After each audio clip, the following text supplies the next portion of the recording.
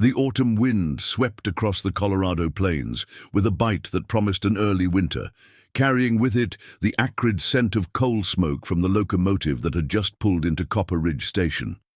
Among the handful of passengers stepping onto the weathered wooden platform, one figure stood out, not for elegance or grace, but for the way she seemed to shrink into herself despite her substantial frame. Before we jump back in, tell us where you're tuning in from, and if this story touches you, make sure you're subscribed because tomorrow I've saved something extra special for you. Margaret Louise Campbell clutched her worn carpet bag with white knuckles, her generous curves straining against the seams of her best traveling dress, a dark green wool that had been let out twice in the past year. At 28, she possessed a face that would have been considered beautiful in another era. Full cheeks touched with natural rose, dark brown eyes framed by thick lashes, and auburn hair that caught the late afternoon light, despite being pinned severely beneath a practical bonnet. But this was 1885, and the fashion demanded a silhouette she could never achieve. The telegram in her reticule had been brief and businesslike. Train arrives Thursday 3rd p.m. Will meet you at the station. James Mitchell. No warmth, no anticipation, just the bare facts of an arrangement that had taken 6 months of careful correspondence to establish. Margaret had been honest about most things in her letters. Her education at the Hartford Female Seminary, her experience managing her late father's household, her skills with cooking, sewing, and household management. She had mentioned her robust constitution and hearty appetite in what she hoped were delicate terms. What she hadn't mentioned was that she now required a corset that laces so tightly she could barely breathe, or that the children in Hartford had taken to following her down Main Street, chanting cruel rhymes about the preacher's fat daughter. She hadn't told James Mitchell that her stepmother had finally given her an ultimatum: find a husband or find other accommodations, because no decent man will court a woman who takes up 2 spaces at the church pew. The platform began to empty, as passengers were claimed by waiting family members or headed toward the town's single hotel. Margaret searched the remaining faces for someone who might be James Mitchell, successful rancher, widower with 2 young children, seeking a practical wife to help manage his household.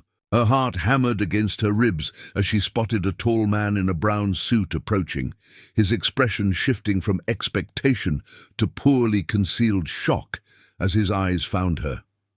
"Miss Campbell?" The question carried a note of desperate hope that she might be someone else. "Mr. Mitchell," she confirmed, forcing her voice to remain steady despite the familiar sting of disappointment she saw flash across his features. "It's a pleasure to finally meet you."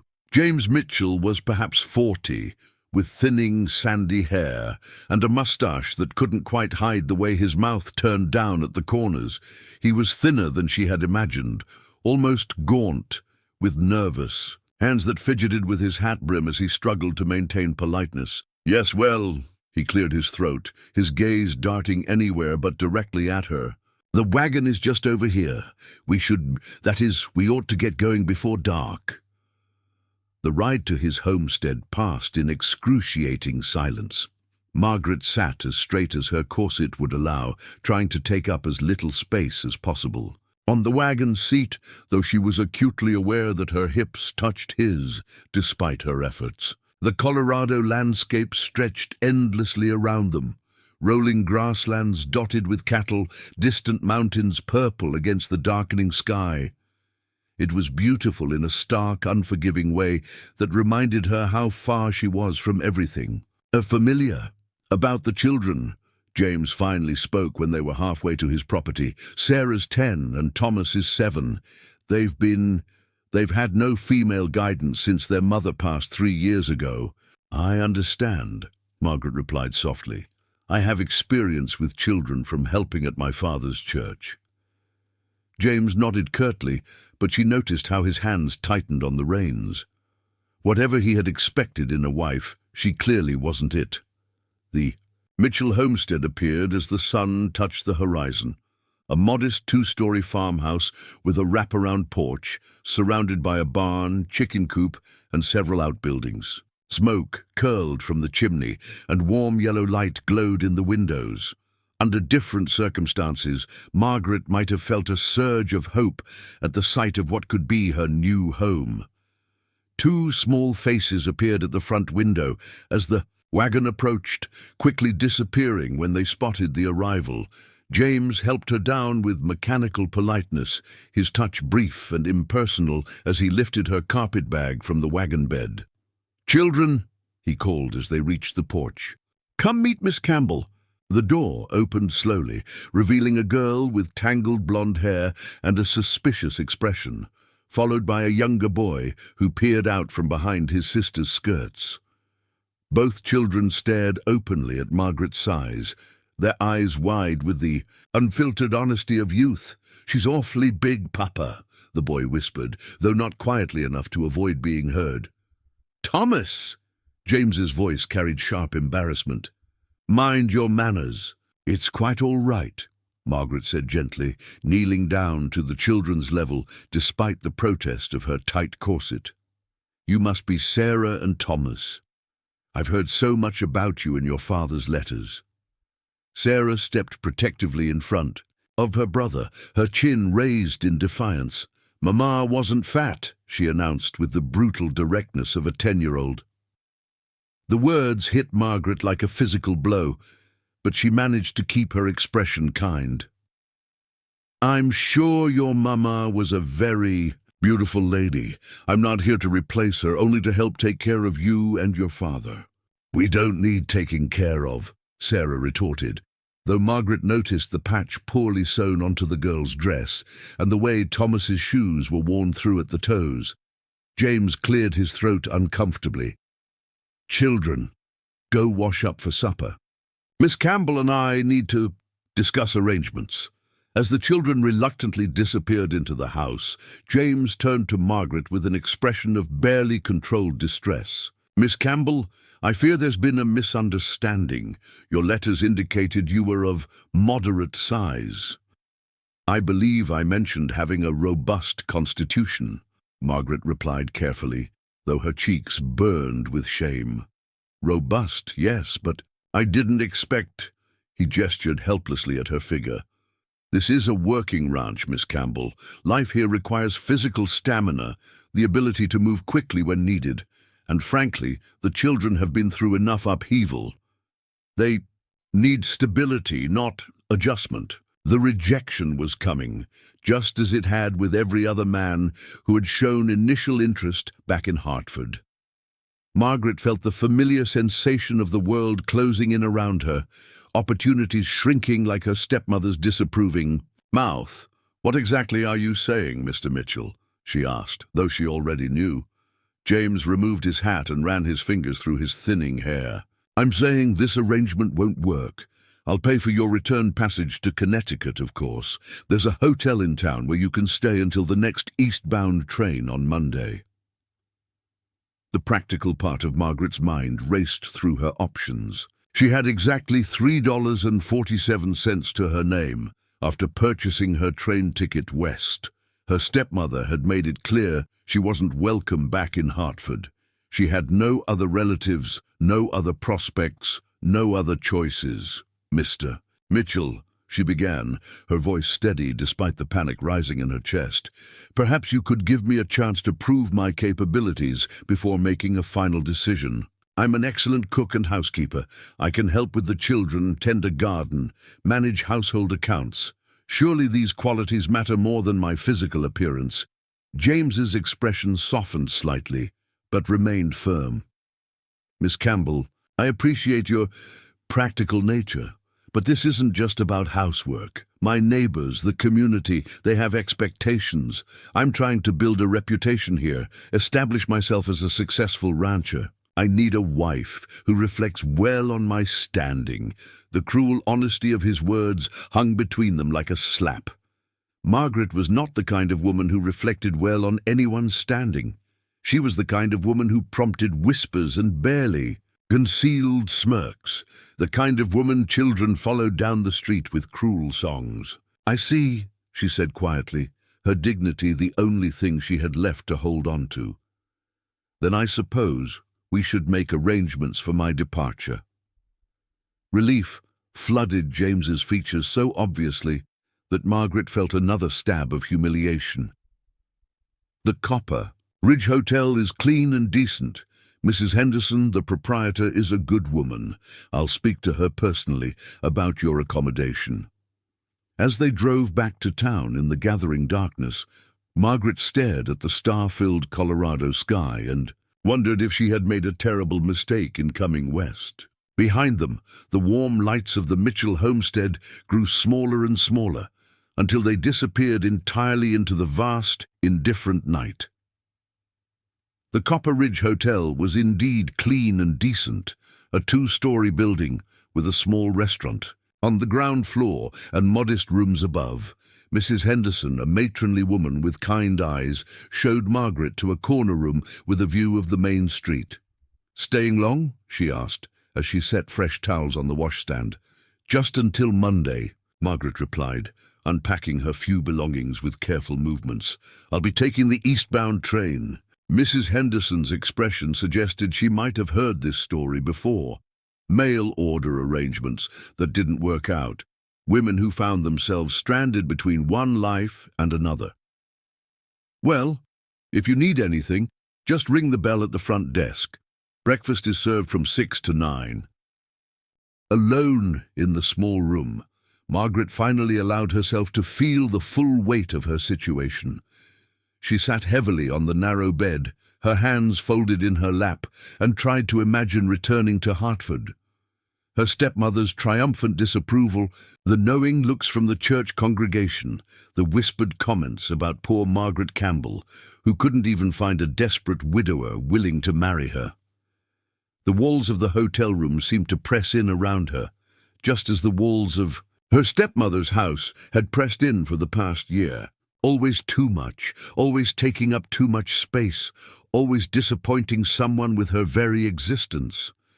Through the thin walls, she could hear the sounds of the hotel settling for the night, footsteps in the hallway, a door closing somewhere, the distant sound of conversation from the restaurant below. Tomorrow, she would have to face the curious stares of the townspeople, the questions about why the mail-order bride was leaving so soon, the long journey back to a place that had never really felt like home.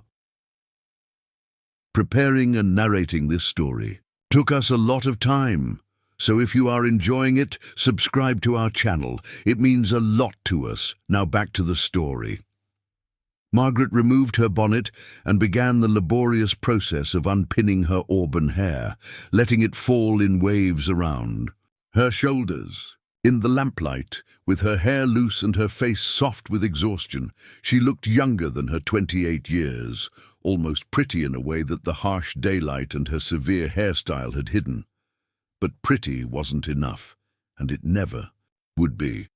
In a world that valued delicate, willowy women who could be swept up in a man's arms, Margaret Campbell would always be too much, too large, too substantial, too present. She was a woman built for a world that no longer existed, if it ever had. As she prepared for what might be her last night in Colorado, Margaret couldn't shake the feeling that somewhere out there, in the vast darkness of the plains, was a place where she might fit. But tomorrow, she would board a train back to Connecticut, back to a life of diminishing possibilities and careful apologies for taking up space.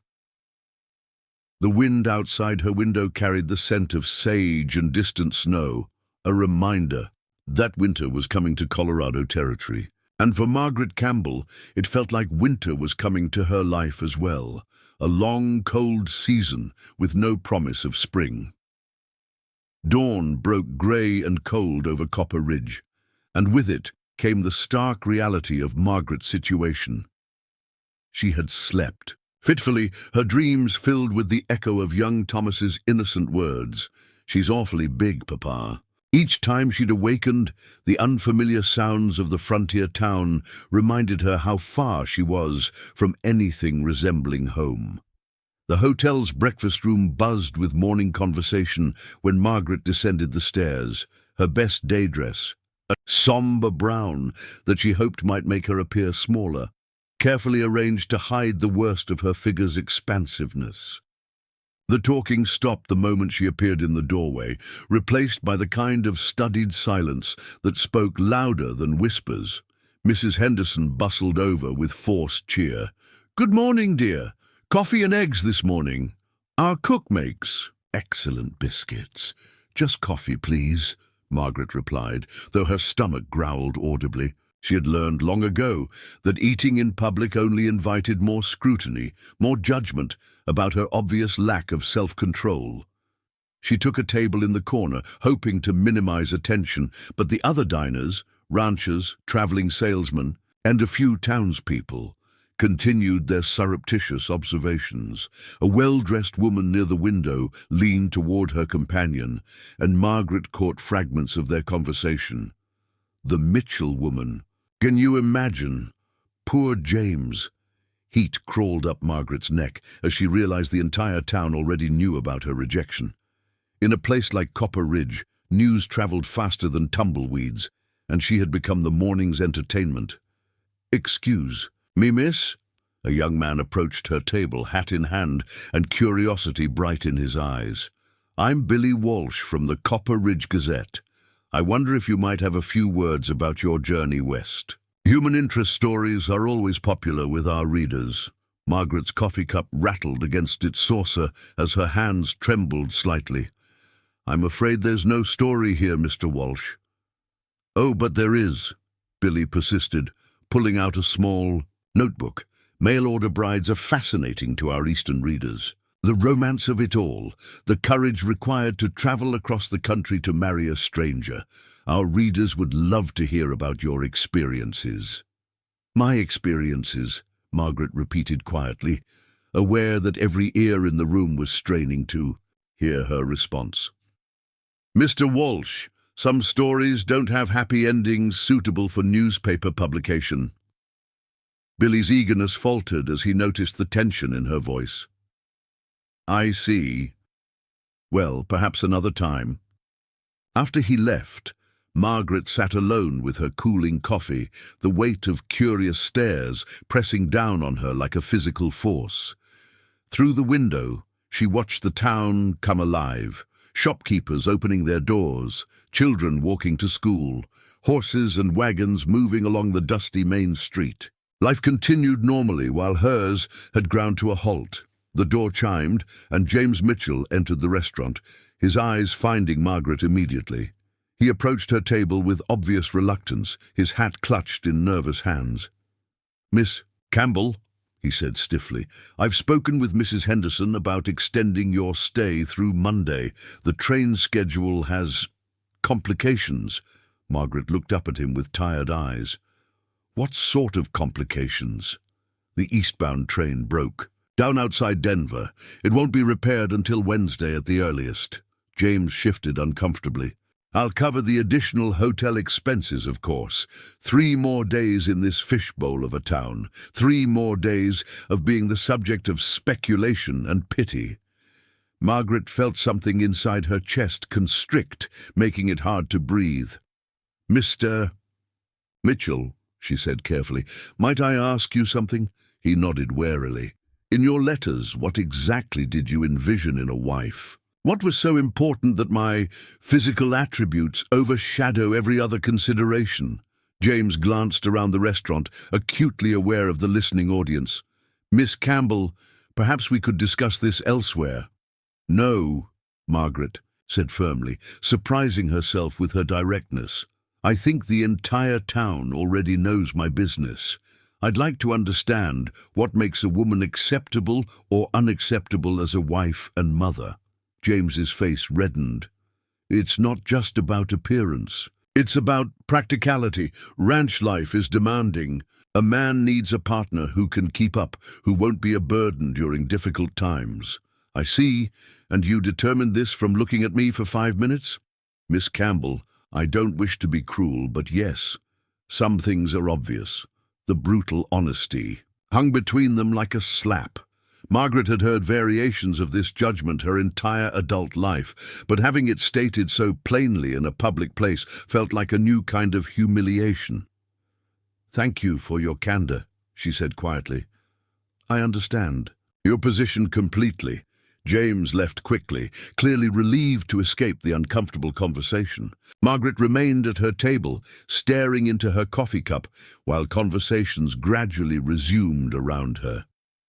She had become Copper Ridge's cautionary tale, the woman who came west seeking love and found only rejection. The morning stretched endlessly. Margaret tried reading in the hotel's small sitting area, but found herself rereading the same paragraph multiple times, her concentration shattered by the sound of footsteps pausing outside the room, whispered conversations that stopped when she looked up. By noon, she felt like a specimen in a jar, examined and found wanting by an entire community. Desperate for escape, she decided to walk through town, hoping movement might ease the restless anxiety that had settled in her chest. The October air was crisp and clean, carrying the scent of wood smoke and the distant promise of snow. Copper Ridge stretched along a single main street, with side roads leading to residential areas and the railroad depot at the far end. The Mercantile occupied a prime corner location, its windows displaying everything from farming tools to bolts of fabric. Margaret paused to examine a display of ladies' ready-made dresses, all cut for the fashionable silhouette she could never achieve. Even the largest sizes would never fit her properly. Admiring the new arrivals from Denver, a voice beside her asked. Margaret turned to find a woman about her own age, with graying brown hair and kind eyes, set in a face marked by sun and hard work. She wore a practical calico dress and an apron that had seen considerable use. "They're lovely," Margaret replied carefully, unsure of this stranger's intentions. "I'm Ruth Caldwell," the woman said, extending her hand. "My husband owns the livery stable. You must be the lady from Connecticut." Word of her presence had indeed spread through the entire town. Margaret shook the offered hand, noting its calloused warmth. "Margaret Campbell. Would you like to walk with me? I was just heading to the post office, and you look like you could use some company." The offer of companionship, free from obvious judgment, was too tempting to refuse. They walked together down the wooden sidewalk, Ruth maintaining an easy pace that didn't strain Margaret's breathing. "You know," Ruth said conversationally, "I came west as a mail-order bride myself, 15 years ago. Nearly turned around and went home the first week." Margaret glanced at her in surprise. "What changed? Your mind?" "Stubbornness mostly," Ruth laughed, "and the realization that I had nowhere else to go. Sometimes the only way forward is forward, if you understand my meaning." They paused at the post office, a small building that also housed the telegraph office and a bulletin board covered with notices. Ruth collected her mail while Margaret examined the posted announcements. Ranch hands wanted, horses for sale, upcoming church social events.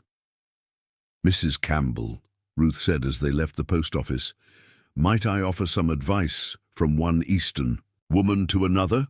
Margaret nodded, grateful for any guidance in this bewildering situation. Copper Ridge is a small town, and people here talk because there's not much else to do. But they're not cruel by nature. You've just become this week's topic of conversation. Next week, something else will capture their attention, and you'll be old news. "That's kind of you to say, but I'll be gone by Wednesday." Ruth stopped walking and faced her directly. "Will you? Where will you go?" The question hit Margaret like a physical blow because she had no good answer. Return to Hartford and her stepmother's house. Try another mail order arrangement in another territory. Find work in some city where no one knew her story. "I haven't decided," Margaret admitted. "Then perhaps you shouldn't be so quick to leave," Ruth suggested gently. "Colorado Territory has opportunities for women willing to work hard and think creatively. Not everything has to be about finding a husband." The idea of staying, of building something for herself in this harsh but beautiful place seemed impossibly daunting. What could a woman like her accomplish alone? I appreciate your kindness, Mrs. Caldwell, but I'm not sure what opportunities would be available to someone like me. Ruth studied her thoughtfully. Someone like you? You mean someone educated, well-spoken, and capable of traveling halfway across the country by herself? My dear, those are considerable assets out here.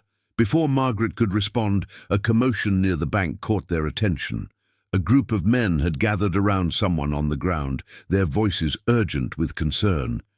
Ruth hurried toward the scene, and Margaret followed, her natural instinct to help overriding her desire to remain invisible. An elderly man lay unconscious on the wooden sidewalk, his face pale and his breathing shallow. The men surrounding him looked helpless, clearly out of their depth in dealing with a medical emergency. "Someone needs to fetch Doc Morrison," one of them said. "He's out at the Patterson Ranch," another replied. "Won't be back until evening." Without thinking, Margaret knelt beside the unconscious man, her knowledge from helping with church sick visits taking over. She felt for his pulse, checked his breathing, and noticed the slight blue tinge around his lips. "He's had some kind of attack," she announced, her voice carrying new authority. "We need to get him somewhere warm and elevated. Can someone help me move him?" The men looked uncertain, glancing between Margaret and each other. A woman, especially one of her size, taking charge in a medical emergency wasn't something they had expected. "Are you sure you know what you're doing?" one of them asked doubtfully. "More sure than anyone else here appears to be," Margaret replied crisply. "Now, will you help me, or shall we let him lie here while we debate my qualifications?" Shamed into action, several men carefully lifted the unconscious man and carried him into the nearby bank, where Margaret directed them to place him on a couch in the manager's office. She loosened his collar, elevated his feet, and sent someone to fetch cold water and clean clothes. "What's his name?" she asked as she worked. "Samuel Hartwell," the bank manager replied. "He owns the grain mill. Good man, but he's been having spells lately." Margaret had seen similar episodes among her father's older parishioners. "Has he been under strain lately, working too hard, not eating properly?" "Well, yes," the manager admitted. "His wife died last spring, and he's been trying to manage the mill alone. Barely sleep, from what folks say." As Margaret continued her ministrations, applying cool cloths to Samuel's forehead and monitoring his breathing, a small crowd had gathered in the bank. Word of the emergency had spread quickly, and people pressed forward to see what was happening. To Margaret's surprise, the unconscious man's eyelids fluttered, and he began to stir. His eyes opened slowly, confusion clouding his features as he tried to focus on her face. "Easy, Mr. Hartwell," Margaret said gently. "You've had a spell. Try not to move too quickly." "Who?" he began weakly. "Margaret Campbell. You're in the bank and you're going to be fine, but you need to see a doctor when he returns to town." Samuel tried to sit up, but Margaret placed a gentle but firm hand on his shoulder. "Not yet. Give yourself a few more minutes." Around them, the gathered townspeople watched in amazement as the rejected mail-order bride took charge of a situation that had left grown men helpless. Her size, which had seemed so problematic hours earlier, now conveyed strength and capability. Her voice carried calm authority, and her movements were precise and confident. "How did you know what to do?" Ruth Caldwell asked wonderingly. "My father was a minister," Margaret explained, as she continued monitoring Samuel's condition. "I spent years helping him visit sick parishioners. You learn to recognize the signs of different ailments." When Dr. Morrison finally arrived that evening, summoned by urgent telegram, he found Samuel Hartwell resting comfortably and Margaret providing a detailed account of his symptoms and treatment. The doctor, a gruff man in his 60s, listened with growing respect. "You probably saved his life," he told Margaret after examining his patient. "Another hour lying in the cold could have been fatal. Where did you learn medicine?" "I didn't," Learn medicine, Margaret corrected. I learned compassion and observation. Sometimes that's enough. Word of Margaret's actions spread through Copper Ridge faster than news of her rejection had travelled. By the next morning, the woman who had been the object of pitying whispers was being discussed with new respect. She had proven herself capable. In a crisis, demonstrated knowledge and skills that had practical value, but Margaret herself felt little satisfaction in the praise. She had acted instinctively, doing what needed to be done. The fundamental problem remained. She was still a woman without prospects, waiting for a train to take her back to a life that held no promise of improvement. As she sat in the hotel restaurant, for breakfast on her second morning in Copper Ridge, Margaret noticed that the stares and whispers had changed in quality. People still looked at her, but now their expressions held curiosity rather than mere judgment. She was no longer just the fat woman who couldn't find a husband. She was the woman who had saved Samuel Hartwell's life. It was a small distinction, but in a town where reputation mattered and stories spread like wildfire, it might be enough to change everything. The third morning in Copper Ridge brought an unexpected visitor to the hotel. Margaret was finishing a modest breakfast of toast and coffee when Mrs. Henderson approached her table with an expression of barely contained excitement. "Miss Campbell, there's a gentleman here to see you. Says it's about a business proposition." Margaret's heart skipped. In her experience, men who sought her out for business propositions usually had less than honorable intentions. But curiosity overcame caution as she followed Mrs. Henderson to the hotel's small parlor. The man waiting for her was unlike anyone she had encountered in Copper Ridge. Tall and broad-shouldered, with silver-touched dark hair and eyes the color of storm clouds, he commanded the room simply by occupying it. His clothes were well-made but practical. Expensive leather boots, wool coats that spoke of quality rather than flash. When he rose to greet her, Margaret was struck by the careful way he moved, as if conscious of his own size and power. "Miss Campbell, I'm Daniel Thornfield. I own the Broken Arrow Ranch, about 20 miles north of town." His voice carried a slight accent she couldn't place, not quite southern, not quite eastern. When he extended his hand, Margaret noticed the calluses that marked him as a working rancher, despite his obvious prosperity. "Mr. Thornfield," she replied, accepting his handshake. His grip was firm but gentle, lasting just long enough to be polite without becoming presumptuous. "I wonder if you might spare me a few minutes of your time. I have a proposition that might interest you." Margaret gestured toward the chairs arranged around a small table. "Please sit, though I should warn you, I'm not sure what business I could have with a cattle rancher." Daniel settled into his chair with surprising grace for such a large man. "Dr. Morrison mentioned your assistance with Samuel Hartwell yesterday. He was quite impressed with your knowledge and composure in a medical emergency." "I simply did what anyone would do in such circumstances." "No," Daniel said firmly. "Most people would have stood around wringing their hands and hoping someone else would take charge. You acted decisively and likely saved a man's life. That takes special qualities: knowledge, courage, and the ability to think clearly under pressure."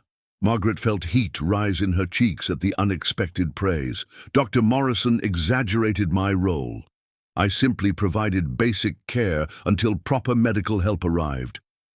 "Which brings me to my proposition." Daniel leaned forward slightly, his grey eyes intent on her face. "My ranch is isolated, Miss Campbell. The nearest doctor is here in Copper Ridge, over 3 hours away by wagon. In the past year, I've lost 2 good men to accidents that might have been survivable with proper immediate care." Understanding began to dawn. "You're looking for someone with medical knowledge to live on your ranch. I'm looking for someone to serve as the ranch's medical coordinator," Daniel clarified. "Someone who can treat minor injuries, recognize serious conditions, and provide care until a doctor can be summoned. The position would include a private cabin, meals, and a salary of $25 per month. $25 per month was more money than Margaret had ever imagined earning. It was independence, security, and purpose, all wrapped together in an offer that seemed too good to be true.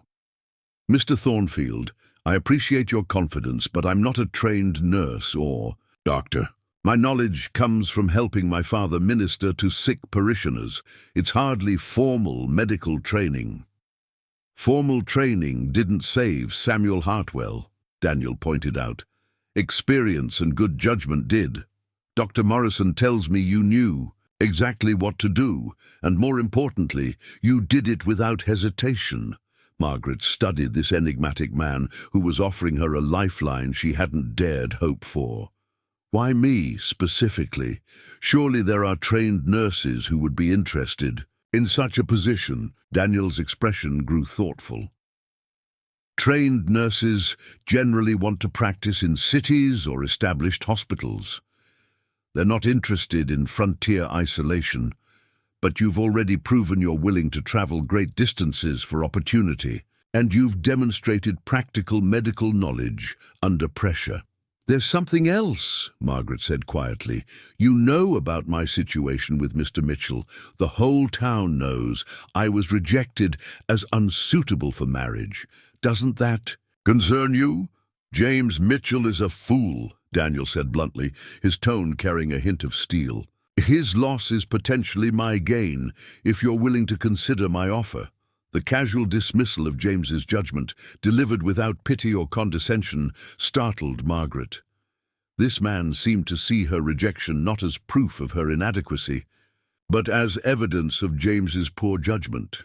"I would need to know more about the position," Margaret said carefully. "The responsibilities, living conditions, expectations." Daniel smiled, the first genuine warmth she'd seen from him. "Of course. Would you be willing to visit the ranch, see the facilities, meet some of the men, get a better sense of what the position would entail?" The idea of leaving town, even temporarily, appealed to Margaret immensely. 3 days of being the subject of local speculation had left her feeling trapped and scrutinized. "When will this visit take place?" "Today, if you're amenable. We could leave within the hour, spend the afternoon at the ranch, and have you back. In town by evening, no commitment required. Just an opportunity for both of us to see if this arrangement might work." Margaret glanced toward the window, where she could see several townspeople walking past, their conversations pausing, as they noticed the expensive wagon parked outside the hotel. No doubt, word of Daniel Thornfield's visit would spread through. "Copper Ridge within hours." "Yes," she heard herself saying. "I'd like to see your ranch." Daniel's smile broadened. "Excellent. I'll have my wagon brought around while you gather whatever you might need for the day." As Margaret climbed the stairs to her room, her mind raced with possibilities she hadn't dared consider. A position of responsibility, meaningful work, financial independence. It seemed too good to be true.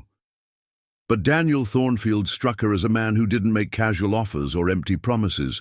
She changed into her most practical dress, a navy blue wool that would be appropriate for a ranch visit, and gathered her medical supplies, the small collection of remedies and bandages she always carried when visiting the sick. It wasn't much, but it represented the knowledge and experience that had apparently impressed Dr. Morrison. When she returned downstairs, Daniel was waiting with obvious impatience to depart.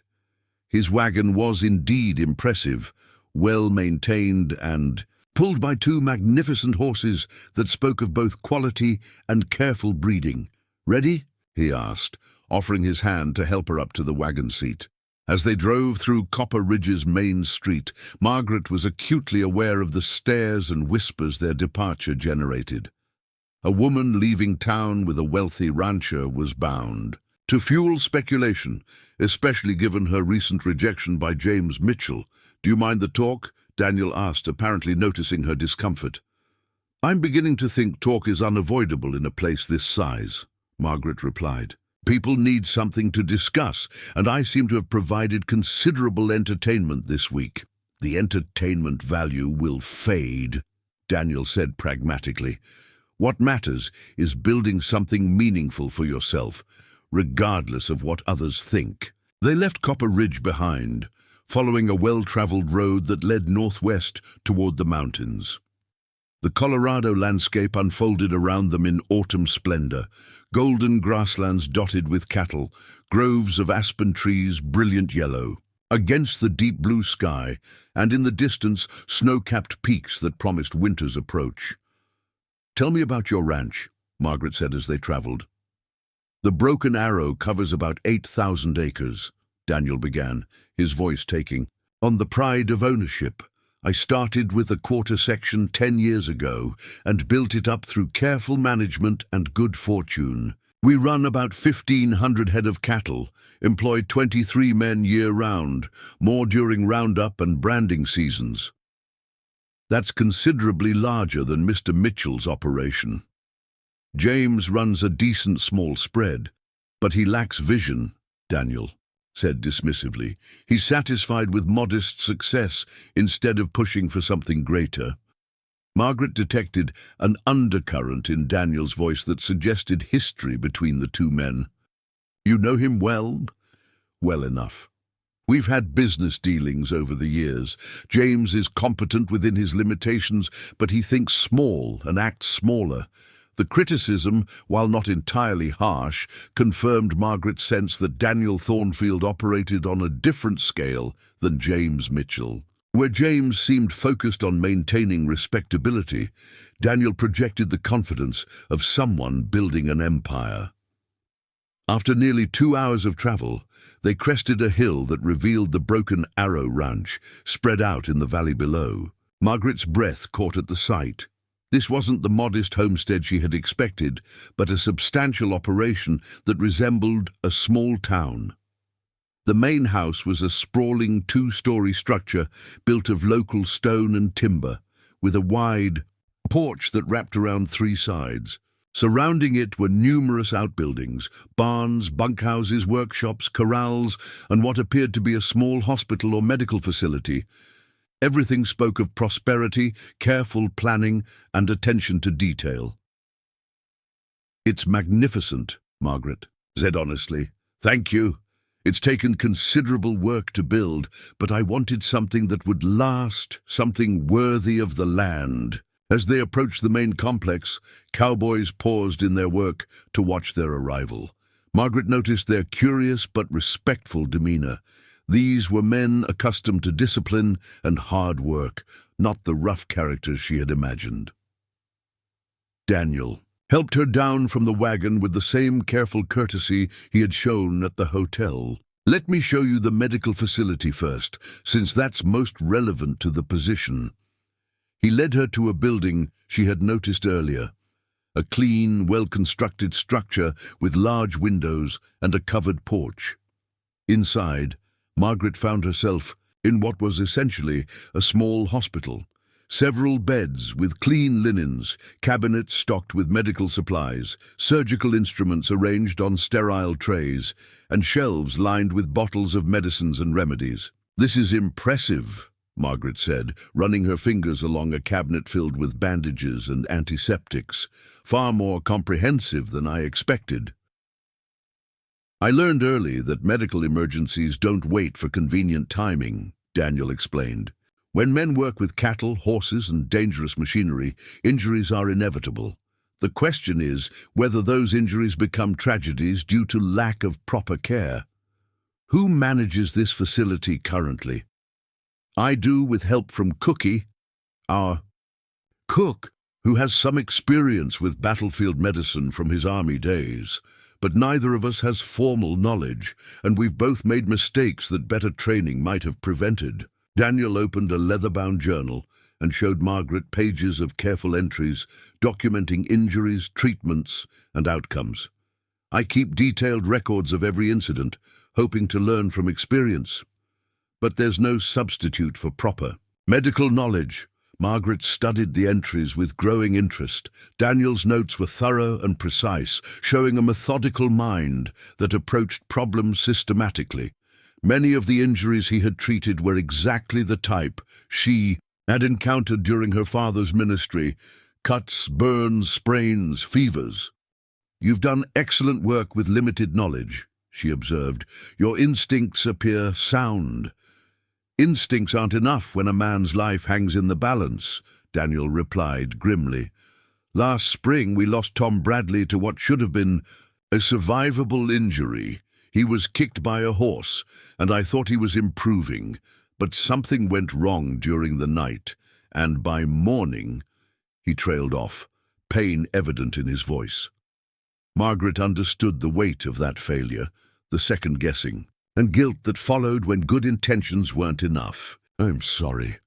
That must have been devastating." "It was preventable," Daniel said firmly.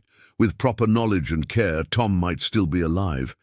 That's why I need someone who understands medical principles, someone who can recognize when an injury is more serious than it appears." They spent the next hour touring the facility while Daniel explained the types of injuries and illnesses commonly encountered on the ranch. Margaret found herself increasingly impressed by both the setup and Daniel's thoughtful approach to medical care.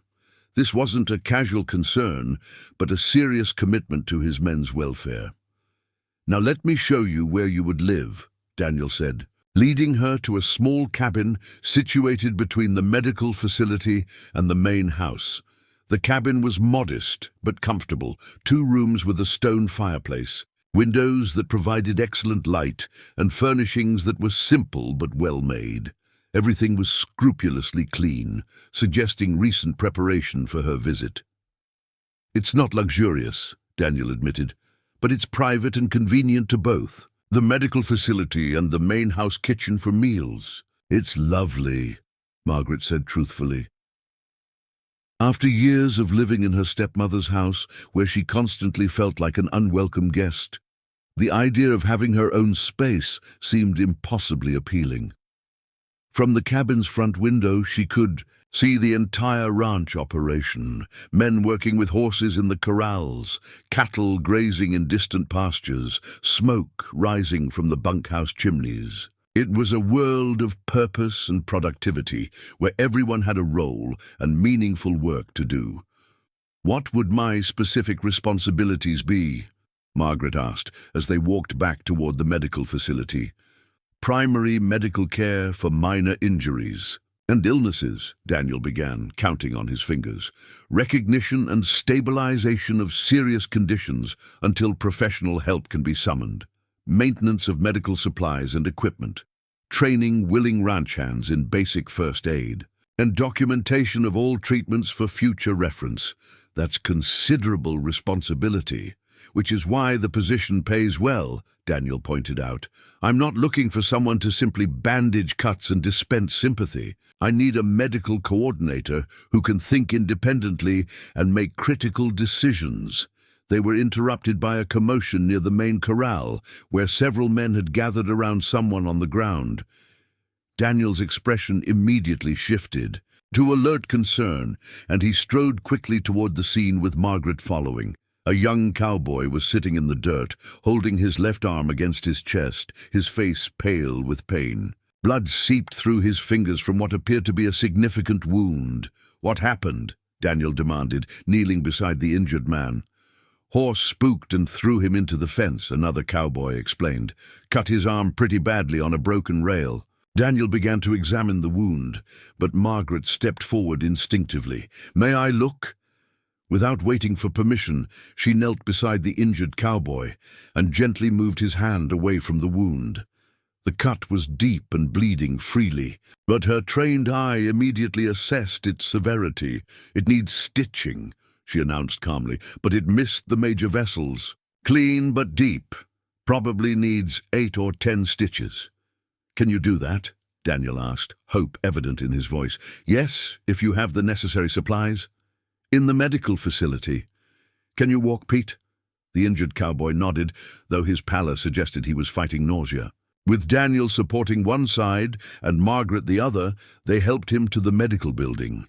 In the clean, well-lit facility, Margaret felt her confidence grow. This was exactly the type of injury she had treated many times, and the available. Supplies were far superior to anything she had worked with in Hartford. "I'll need hot water, clean cloths, and suture materials," she directed, falling naturally into the authoritative tone she had used with Samuel Hartwell. Daniel moved efficiently to gather the requested items, while Margaret continued her examination of Pete's arm. The young cowboy watched her with curious eyes, seemingly more interested in her competence than concerned about his injury. "You really know what you're doing," he observed, as Margaret cleaned the wound with practiced movements. "I've had considerable experience with injuries like this," Margaret replied, threading a needle with steady hands. "This will hurt, but try to stay still." As she worked, Margaret was aware of Daniel watching her every move with intense concentration. This was clearly a test of her abilities, and she was determined to prove herself worthy of his confidence. The stitching went smoothly, her small, precise movements closing the wound cleanly. Pete bore the procedure with stoic cowboy courage, though sweat beaded on his forehead from the pain. "There," Margaret announced, bandaging the finished work. "Keep it clean and dry for the next week. Come back in 3 days so I can check for infection and change the bandage." "So you're taking the job?" Pete asked hopefully. Margaret realized that everyone in the room was waiting for her answer. Daniel with careful neutrality, Pete with obvious hope, and the other cowboys who had gathered to watch the impromptu medical procedure. Looking around the clean, well-equipped facility, thinking of the comfortable cabin and meaningful work, Margaret felt something shift inside her chest. For the first time since leaving Hartford, she could envision a future that didn't depend on someone else's charity or approval. "Yes," she heard herself saying, "I believe I am." The smile that spread across Daniel Thornfield's weathered face was worth more than all the praise she had ever received.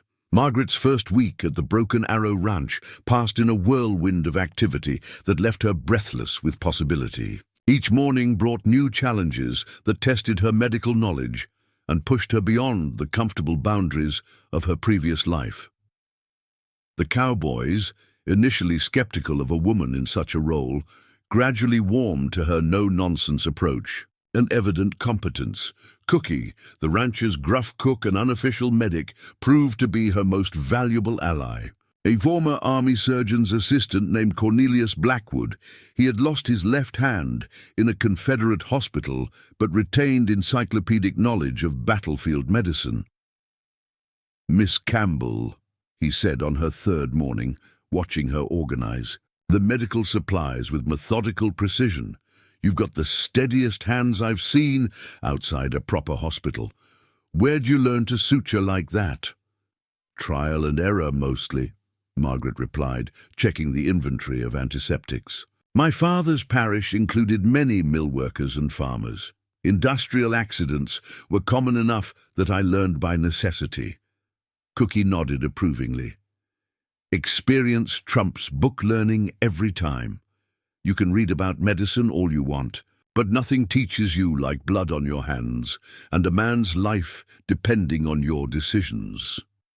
Their partnership developed naturally, with Cookie sharing hard-won knowledge about trauma care, while Margaret contributed her understanding of diseases and long-term treatment. Together, they transformed the ranch's medical facility from a well-equipped but underutilized space into a functioning frontier hospital. Daniel observed these developments with quiet satisfaction.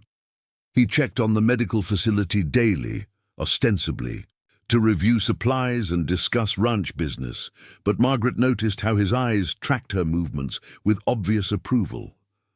Their conversations remained professional, but she sensed an underlying current of something deeper, respect, perhaps, or recognition of shared values.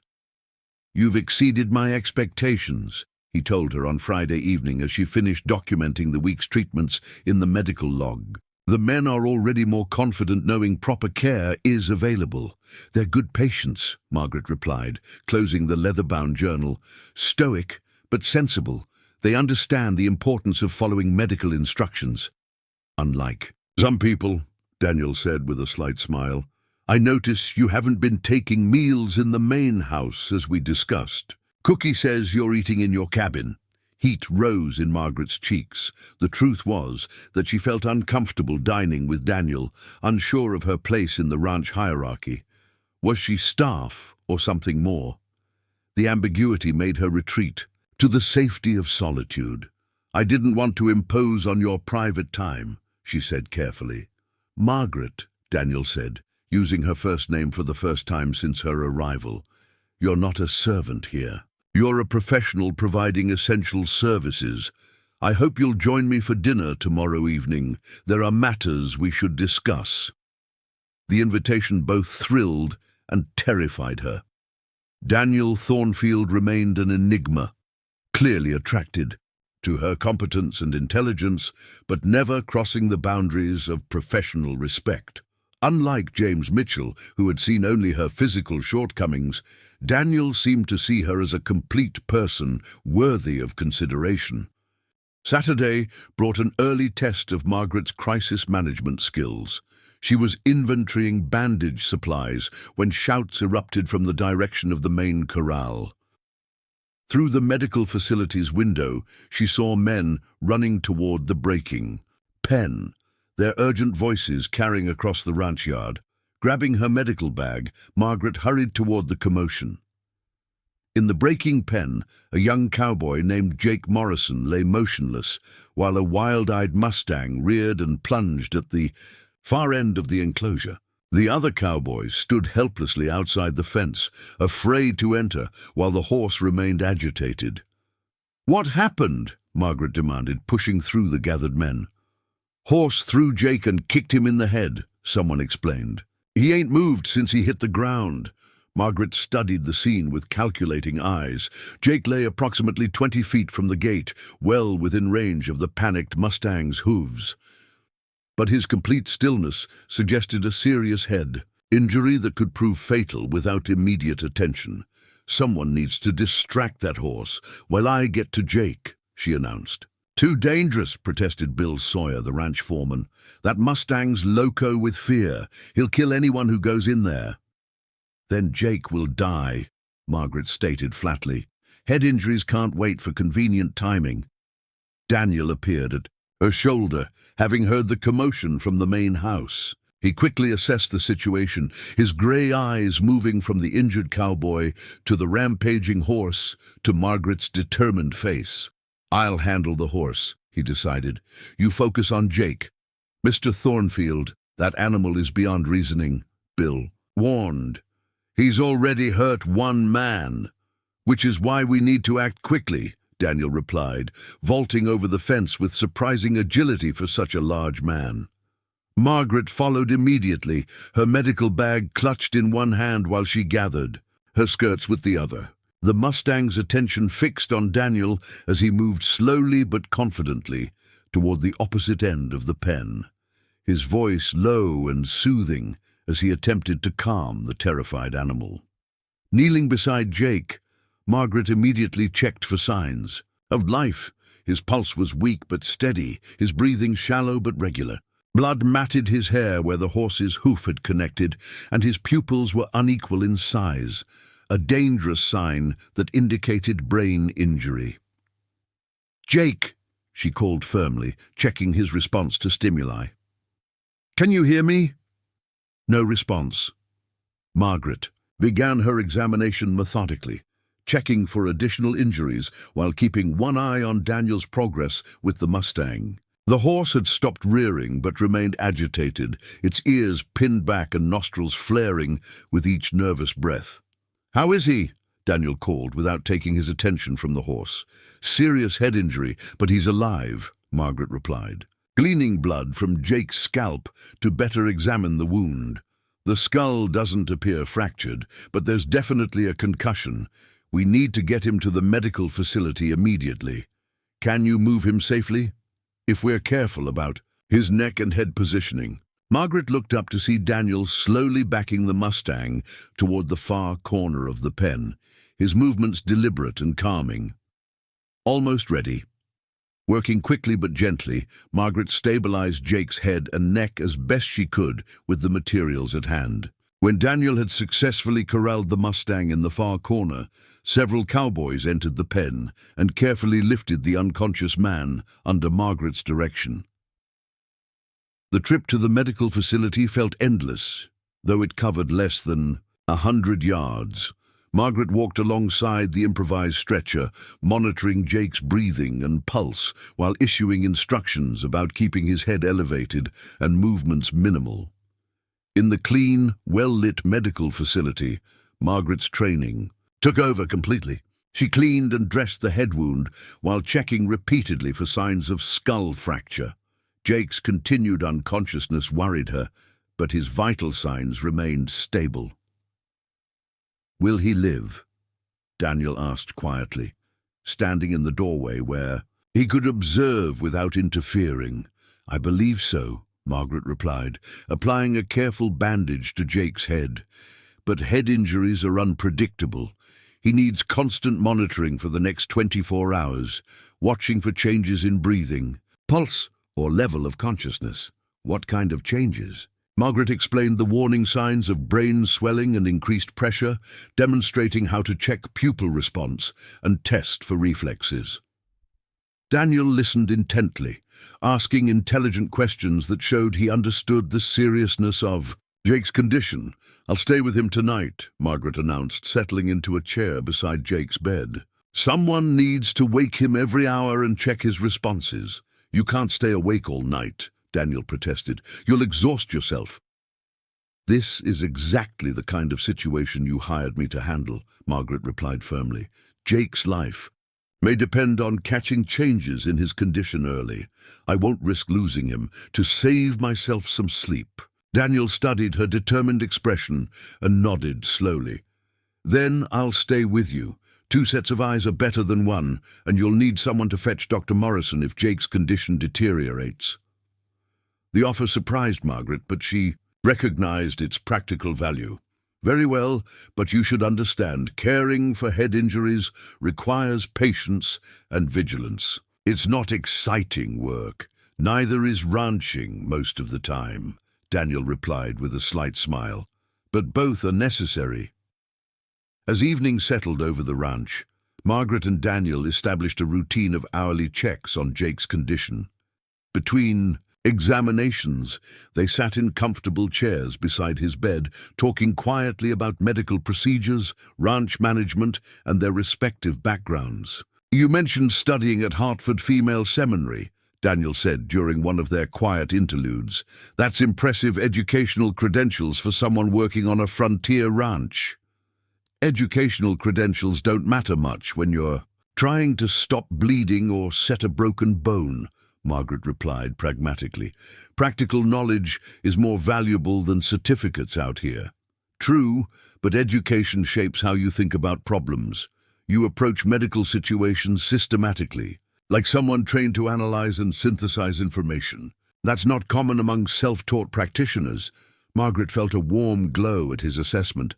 "My father encouraged intellectual curiosity. He believed that understanding principles was more important than memorizing facts." "Wise man. What would he think of your current situation, working as a ranch medic instead of being a minister's wife in Connecticut?" The question touched on Margaret's occasional doubts about her choices. "I think he would approve. He always said that service to others was the highest calling, regardless of the specific form it took." They were interrupted by a low moan from Jake, who stirred restlessly on the bed. Margaret immediately checked his pulse and breathing, then gently roused him to test his level of consciousness. "Jake, can you tell me your name?" The young cowboy's eyes opened slowly, confusion clouding his features as he tried to focus on her face. "Miss Campbell, what happened?" "You were thrown by a Mustang and hit your head. Do you remember anything about the accident?" Jake frowned with concentration. horse was fighting the rope. Next thing I knew, everything went black. His speech was slightly slurred but coherent, and his pupils were more equal in size than they had been earlier. "That's good," Margaret said encouragingly. "You're making progress. How do you feel?" "Like I got kicked by a horse," Jake replied with weak humor. "Head hurts something fierce." Margaret smiled at his joke, recognizing it as a positive sign. Patients who could make humor about their situation were generally recovering well. She checked his reflexes and found they had improved since her last examination. "The worst seems to be passing," she told Daniel quietly, as Jake drifted back to sleep. "His responses are much better than they were this afternoon." "Because of your care," Daniel pointed out. "Without proper medical attention, he might not have survived the night." "We don't know that," Margaret protested, uncomfortable with praise for simply doing her job. "I do," Daniel said firmly. "I've seen too many men die from injuries that should have been survivable. The difference is usually the quality of immediate care they receive." As the night progressed, Jake's condition continued to improve. By dawn, he was awake for longer periods and complaining about the headache, a positive development that indicated his brain function was returning to normal. "I think the crisis has passed," Margaret announced as morning light filled the medical facility. "He'll need several days of rest and observation, but I believe he'll make a full recovery." Daniel stood and stretched, working out the kinks from spending the night in a chair. "Thanks to your vigilance and skill. The men will hear about this. You know, word of how you saved Jake's life will spread through every ranch in the territory." "I hope it doesn't get exaggerated in the telling," Margaret said with concern. "I simply provided appropriate care for a head injury." "You risked your life to reach an injured man, then spent the night ensuring his recovery," Daniel corrected. "That's not simply providing care, that's heroism." Margaret felt heat rise in her cheeks at his assessment. She had acted instinctively, doing what needed to be done without considering personal risk or recognition. The idea that others might view her actions as heroic was both flattering and uncomfortable. "Anyone would have done the same," she insisted. "No," Daniel said quietly, his grey eyes serious as they met hers. "Anyone would have found excuses to avoid the risk.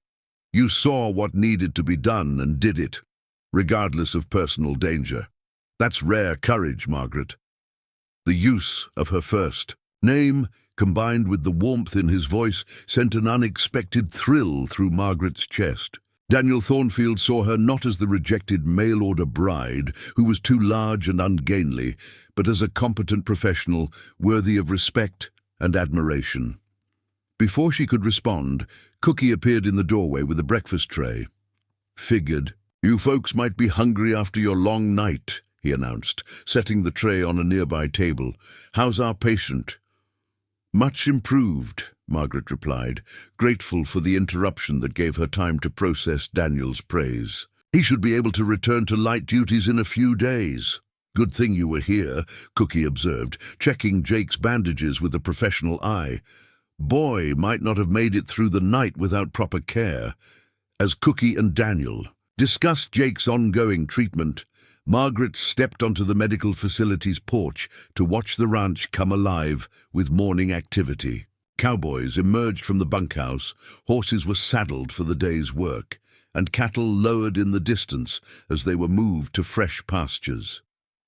She had found her place in this world of purposeful activity, proving herself capable of handling life and death responsibilities. The woman who had arrived in Colorado as a rejected mail-order bride had discovered skills and strength she never knew she possessed, but Margaret sensed that her greatest test still lay ahead.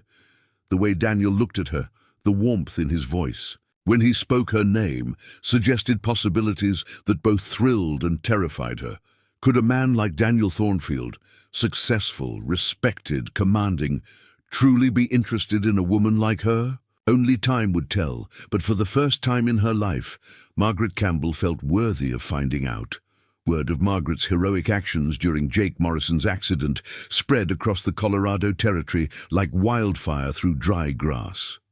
Within a week, neighboring ranchers began arriving at the Broken Arrow with injured men, seeking the skilled medical care that had become legendary in the retelling. What started as a practical arrangement between Margaret and Daniel evolved into something approaching a frontier medical practice. Dr. Morrison made the journey from Copper Ridge to examine Jake personally, his weathered face breaking into a smile when he saw the young cowboy sitting up and joking with his fellow ranch hands. "Remarkable recovery," he told Margaret privately. "Head injuries like this often result in permanent damage or death. Your care made the difference." "I followed standard procedures for monitoring head trauma," Margaret replied, uncomfortable, with praise that seemed excessive. "Standard procedures administered by someone who understood their importance," Dr. Morrison corrected. "Most people would have put him to bed and hoped for the best. Your vigilance prevented complications that could have been fatal." Dr. Morrison's professional endorsement carried weight throughout the territory. When he returned to Copper Ridge and spread word of Margaret's expertise, requests for her services multiplied. Daniel found himself hosting a steady stream of visitors seeking medical consultation for everything from chronic ailments to acute injuries. "This is becoming more than we bargained for," he observed one evening as they reviewed the day's patients in the medical facility. "3 separate branches sent men here today. The Martinez family rode 18 miles just to have you examine their youngest son's persistent cough." Margaret looked up from updating patient records, her pen poised thoughtfully. "Are you concerned about the additional demands on ranch resources?" "Not concerned. Intrigued," Daniel clarified. "You've created something unique here, Margaret. Medical care that's both accessible and competent. People are willing to travel significant distances and pay good money for that combination." The conversation planted seeds of an idea that would grow over the following days. Margaret began to envision possibilities beyond her current role as ranch medic. A broader practice that could serve the entire region's medical needs while providing her with professional independence she had never imagined possible. Their evening conversations, originally focused on medical procedures and ranch business, gradually became more personal. Daniel proved to be an engaging conversationalist with interests that extended far beyond cattle and land management. He had attended university in Philadelphia before coming west, spoke 3 languages, and maintained correspondence with business associates across the country. "What brought you to Colorado?" Margaret asked one evening as they sat on her cabin's small porch, watching stars emerge in the vast western sky. Daniel was quiet for a long moment, his expression growing thoughtful. "Disappointment initially.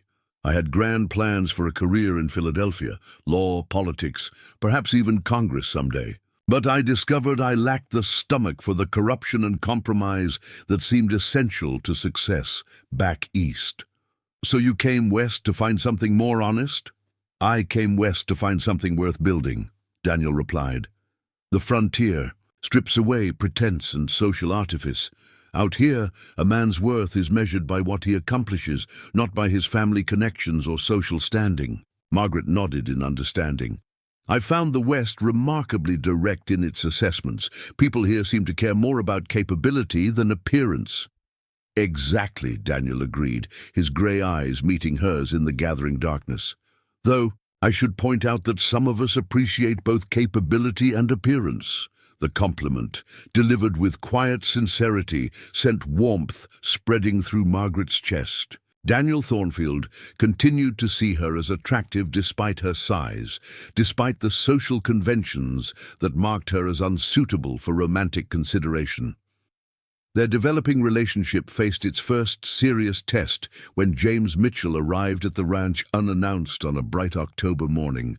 Margaret was treating a cowboy's infected cut when Bill Sawyer announced the visitor, his expression suggesting he found the situation awkward. "James Mitchell's here to see you, Miss Campbell," Says it's important business.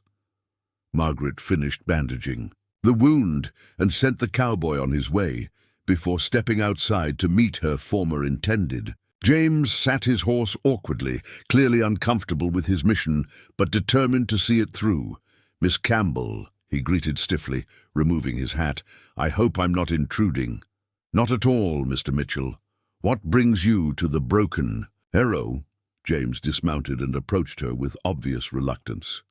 "I've come to discuss a matter of mutual concern. May we speak privately?" Margaret gestured toward the medical facility's porch, curious about what could bring James Mitchell to seek her out after their disastrous initial meeting. As they settled into chairs, she noticed how he avoided direct eye contact, his nervousness evident in every gesture. "Miss Campbell, I owe you an apology," he began abruptly. "My behavior when you arrived in Copper Ridge was ungentlemanly and cruel. I've come to recognize that I misjudged you severely." The unexpected apology startled Margaret. "Mr. Mitchell, while I appreciate your words, they're unnecessary. You were honest about your requirements for a wife, and I clearly didn't meet them." "That's just it," James said earnestly. "I'm beginning to think my requirements were misguided. The whole territory is talking about your medical skills, your courage during emergencies, your dedication to helping others. These are admirable qualities in any person, but especially valuable in a frontier wife." Understanding dawned slowly as Margaret realized the true purpose of James's visit. "Mr. Mitchell, are you suggesting—" "I'm suggesting that perhaps we should reconsider our arrangement," James interrupted, his words tumbling out in nervous haste. "I've been reconsidering what's truly important in a marriage partner. Character and competence matter more than other considerations." Margaret stared at him in amazement.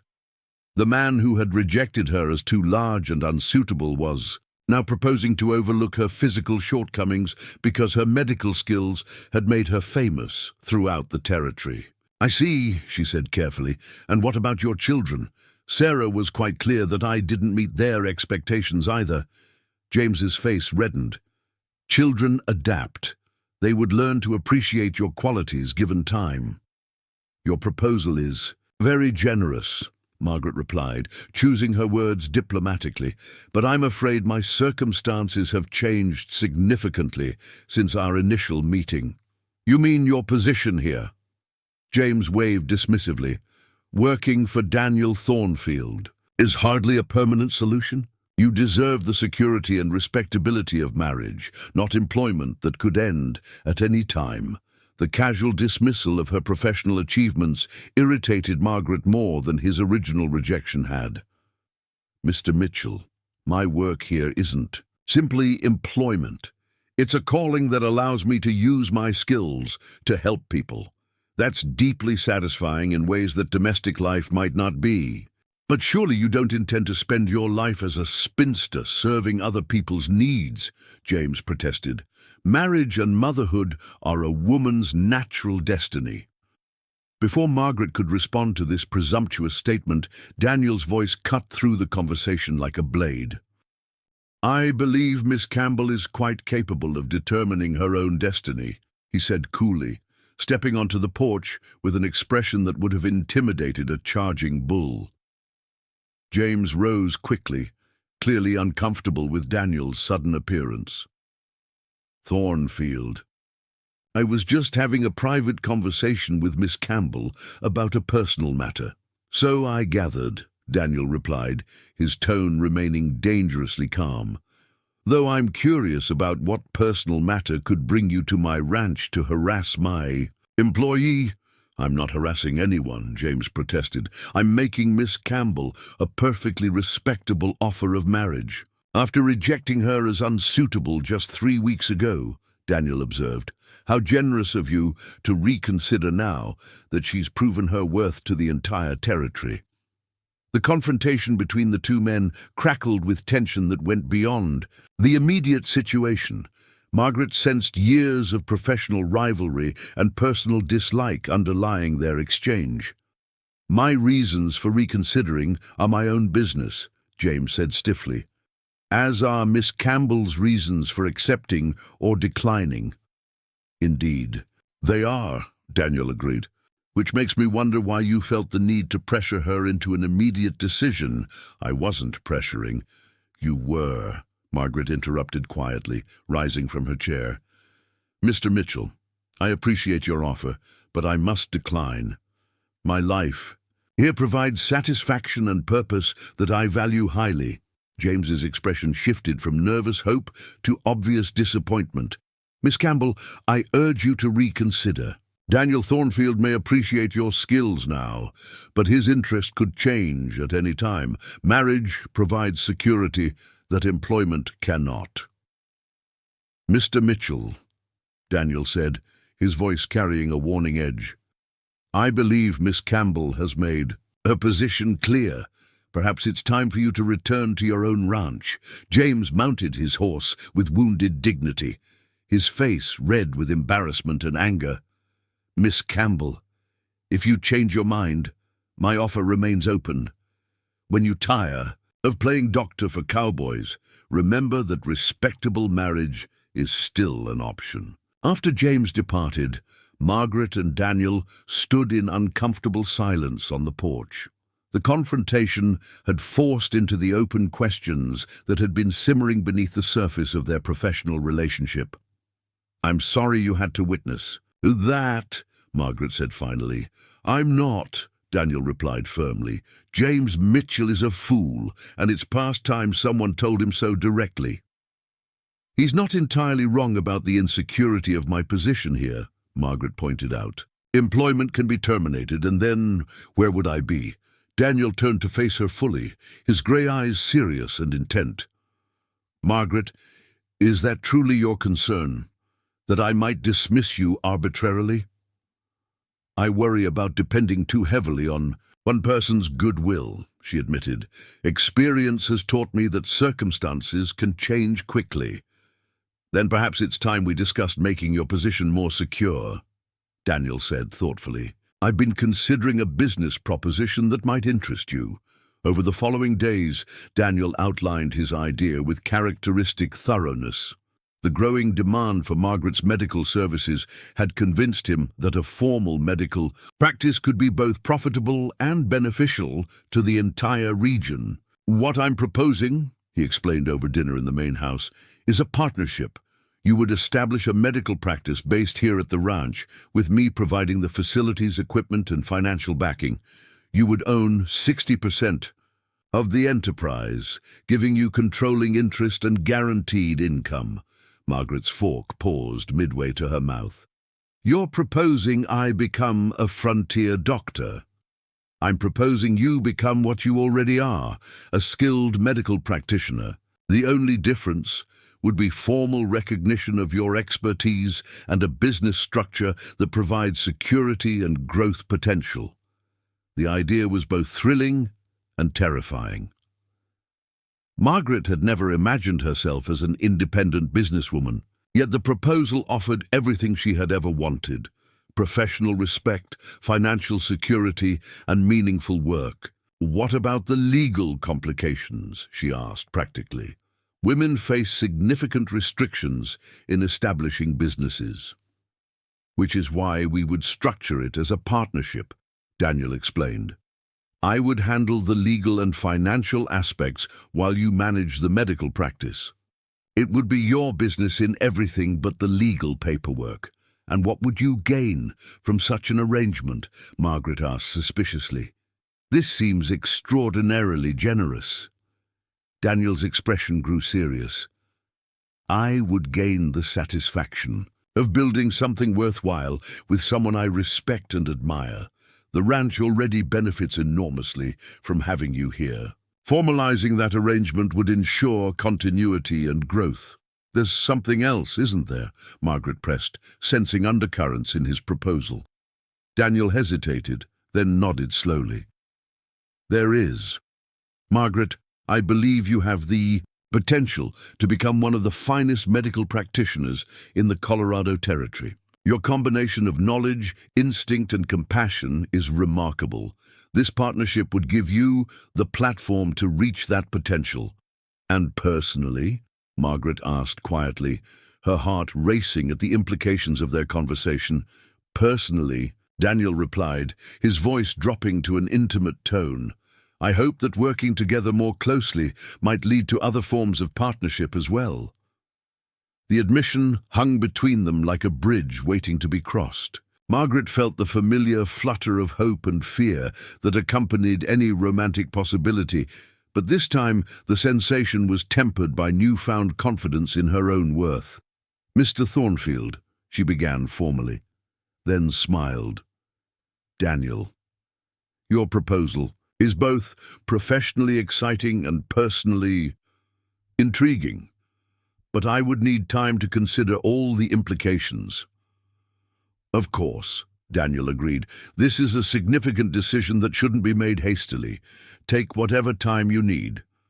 As autumn deepened into early winter, Margaret found herself caught between two worlds. Her medical practice at the Broken Arrow continued to grow, with patients traveling from increasingly distant locations to seek her care. Dr. Morrison had begun referring complex cases to her, acknowledging her expertise in areas where his own knowledge was limited, yet the personal dimension of her relationship with Daniel remained tantalizingly undefined. He treated her with unwavering respect and obvious affection, but maintained the careful boundaries appropriate to their professional association. Margaret found herself wondering if his interest was genuine or merely an extension of his appreciation for her medical skills. The question would be answered sooner than she expected, as events beyond their control moved to force decisions that could no longer be postponed. Winter was coming to Colorado territory, and with it, challenges that would test both Margaret's medical abilities and her growing feelings for the man who had given her a chance to discover her true worth. The first blizzard of winter struck Colorado territory with biblical fury, transforming the landscape into a white wasteland that tested every soul's endurance. Margaret awoke to winds that howled like banshees and snow, so thick she couldn't see the main house from her cabin window. By noon, drifts had climbed halfway up the medical facility's door, and the temperature had plummeted to bone-numbing depths. Worst storm in 5 years, Cookie announced when he managed to reach her cabin with hot coffee and grim news. Several of the boys are missing, rode out yesterday to check the North Pasture cattle and haven't returned. Daniel's organizing search parties, but visibility near zero. Margaret's medical instincts immediately shifted into high alert. Men caught in weather like this faced death from exposure, frostbite, or worse. How many are missing? 4 men, including young Tommy Rodriguez and old Pete Jameson. Pete's got a weak heart.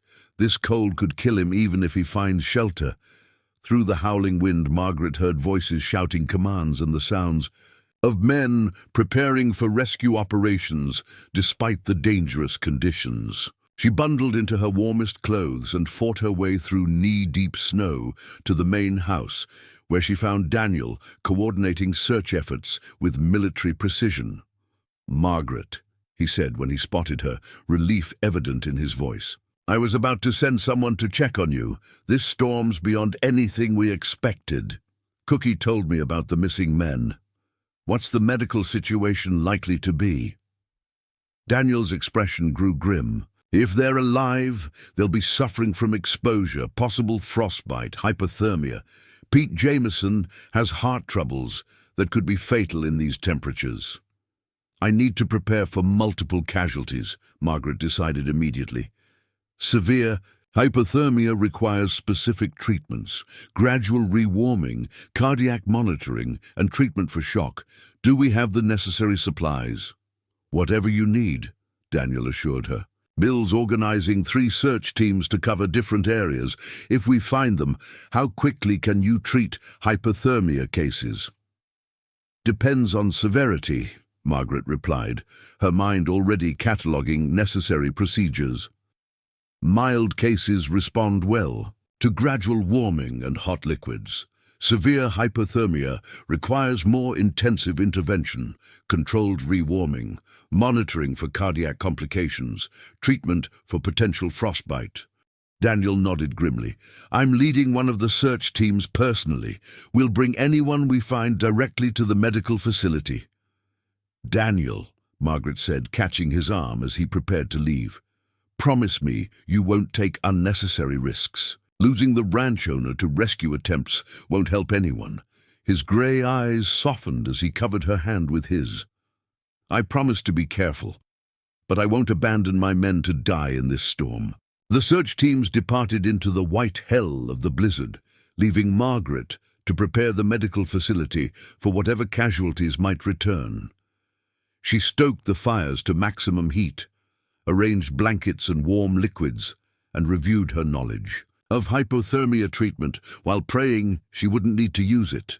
Hours passed with agonizing slowness. The storm showed no signs of abating, and Margaret found herself alternately pacing the medical facility and staring out the snow-obscured windows for signs of returning searchers. Cookie appeared periodically with updates and warm food she couldn't bring herself to eat. First team's back, he announced during one visit. No sign of the missing men in the south pastures, grounds too torn up by wind to track anything. As afternoon faded into early darkness, Margaret heard shouting from the direction of the main gate. Through the swirling snow, she could make out figures struggling through the drifts, a search team returning with what appeared to be casualties. Daniel's voice carried across the ranch yard. Get them to the medical facility immediately. Margaret, we need you now. She threw open the medical facility door as men carried in two unconscious forms. Tommy Rodriguez hung limply between two cowboys, his lips blue and his skin deadly pale. Behind them came Pete Jameson, conscious but shivering uncontrollably, supported by Daniel himself. How long were they exposed? Margaret demanded, immediately beginning her assessment of Tommy's condition. We found them in a line shack about 3 miles north, Daniel reported, his own face red with cold but his voice steady. The roof had partially collapsed and they'd been without heat for at least 12 hours. Tommy was unconscious when we arrived. Margaret quickly checked Tommy's pulse and breathing. His heartbeat was slow and irregular, his breathing shallow and his core temperature dangerously low. Classic signs of severe hypothermia that required immediate and careful intervention. Pete, can you tell me how you're feeling? She asked. The older cowboy, as she began removing Tommy's wet clothing. Cold, Pete stammered through chattering teeth. Can't stop shaking, chest feels tight. Margaret's concern deepened. Pete's heart condition combined with severe cold exposure created a potentially fatal combination. She needed to treat both men simultaneously while monitoring for cardiac complications. Cookie, I need hot water bottles, warm blankets, and that. Bottle of brandy from the medicine cabinet, she directed, her voice carrying the authority of emergency command. Daniel helped me get Tommy into dry clothes and wrapped in warming blankets, but gradually, too rapid rewarming can cause shock. Working with practiced efficiency, Margaret began the delicate process of treating severe hypothermia. Tommy's condition was critical. His body temperature had dropped to dangerous levels, and his heart rhythm showed signs of the irregularities that could prove fatal during rewarming. Is he going to make it? Daniel asked quietly as they worked to gradually warm. Tommy's body? I don't know, Margaret admitted honestly. Severe hypothermia has a high mortality rate even with proper treatment. The next few hours will be critical. While monitoring Tommy's slow progress, Margaret also treated Pete's milder but still dangerous case of cold exposure. The older man's heart showed signs of strain, requiring careful monitoring to prevent cardiac complications during his recovery. Pete, I need you to drink this slowly, she instructed, offering him warm broth laced with a small amount of brandy. It will help. Warm you from the inside, but we have to be gradual about it. As the evening progressed, the medical facility became a battleground where Margaret fought to save 2 lives using every skill she had developed during her time on the frontier. She checked pulse rates, monitored breathing, adjusted warming. procedures and watched for the subtle signs that could indicate whether her patients would live or die. Daniel remained throughout the ordeal, following her instructions without question and providing steady assistance that proved invaluable. His presence allowed Margaret to focus entirely on medical care, while he handled the logistics of maintaining warmth, preparing supplies, and communicating with the anxious cowboys who gathered outside. "Tommy's pulse is getting stronger," Margaret announced near midnight, relief evident in her voice. "I think he's past the worst of it." Daniel's shoulders sagged with relief. "And Pete, stable and improving. His heart's handling the stress better than I expected." Margaret allowed herself a moment of satisfaction as she checked both patients' vital signs. "I believe they'll both recover fully." The words had barely left her mouth when shouting erupted from outside the medical facility. Through the continuing blizzard, they could hear voices calling urgently for help. Another emergency was developing. Cookie burst through the door without ceremony. "Miss Campbell, we need you at the main house right away." Mrs. Patterson from the neighboring spread rode through the storm, says her husband's been hurt badly in their barn. Crushed by a falling beam, Margaret's heart sank. After hours of intensive treatment for hypothermia cases, she now faced a potentially complex trauma situation. "How badly injured?" She says he's conscious but can't move his legs. "Been trapped for hours before she could dig out their barn door. Spinal injury." Margaret's mind immediately shifted to the challenges of treating such cases with frontier medical resources. Paralysis could be temporary due to swelling or permanent due to actual spinal cord damage. Only examination could determine which. "Daniel, I need to go with Mrs. Patterson," Margaret decided. "Can Tommy and Pete be left safely?" "I'll watch them," Cookie volunteered. "Know enough about medical care to spot problems and call for help." Margaret quickly gathered supplies for treating potential spinal injuries, splinting materials, pain medications, and equipment for immobilizing a patient during transport. The ride to the Patterson Ranch through the continuing blizzard would be dangerous, but a man's life and mobility hung in the balance. "I'm coming with you," Daniel announced, already reaching for his coat. "The storm's too dangerous for unnecessary." "Risks," Margaret protested, "and too dangerous for you to face alone," Daniel replied firmly. "We're talking about a severely injured man who needs to be transported in blizzard conditions. You'll need help." Mrs. Patterson waited with a wagon and team of horses, her face etched with desperate worry. "Please hurry," she pleaded. "Henry's been asking for a doctor. I told him help was coming." The journey to the Patterson Ranch tested everyone's endurance. Wind-driven snow cut visibility to mere feet, and the wagon lurched through drifts that threatened to trap them completely. Margaret huddled against Daniel's warmth, drawing strength from his steady presence as they fought through the storm. The Patterson barn was a scene of devastation. A heavy roof beam had collapsed during the storm, trapping Henry Patterson beneath its weight in a position that suggested serious back injury. The man was conscious but clearly in agony, his face pale with pain and shock. "Mr. Patterson, I'm Margaret Campbell," she announced, kneeling beside him carefully. "I'm going to examine you and see how we can help." "Can't feel my legs," Henry whispered, fear evident in his voice. Am I going to walk again?" "Let me examine you first," Margaret replied gently, beginning her assessment of his condition. The beam had struck him across the lower back, and preliminary tests suggested possible spinal injury, but determining the extent required careful evaluation. Working by lantern light in the damaged barn, Margaret conducted the most complex medical assessment of her frontier career. She tested reflexes, checked for sensation in Henry's legs, and evaluated the alignment of his spine, while Daniel and Mrs. Patterson held lights and provided assistance. "There's definitely spinal involvement," Margaret concluded after her examination. But I'm detecting some sensation in both legs, which suggests the damage may not be complete. The key now is immobilizing him properly for transport to get him proper medical care." "Transport in this storm?" Mrs. Patterson asked desperately. "Dr. Morrison is trapped in town. No one can travel in these conditions." Margaret looked around the damaged barn, then at Daniel's expectant face. "Henry Patterson's life and mobility depended on decisions she made in the next few minutes.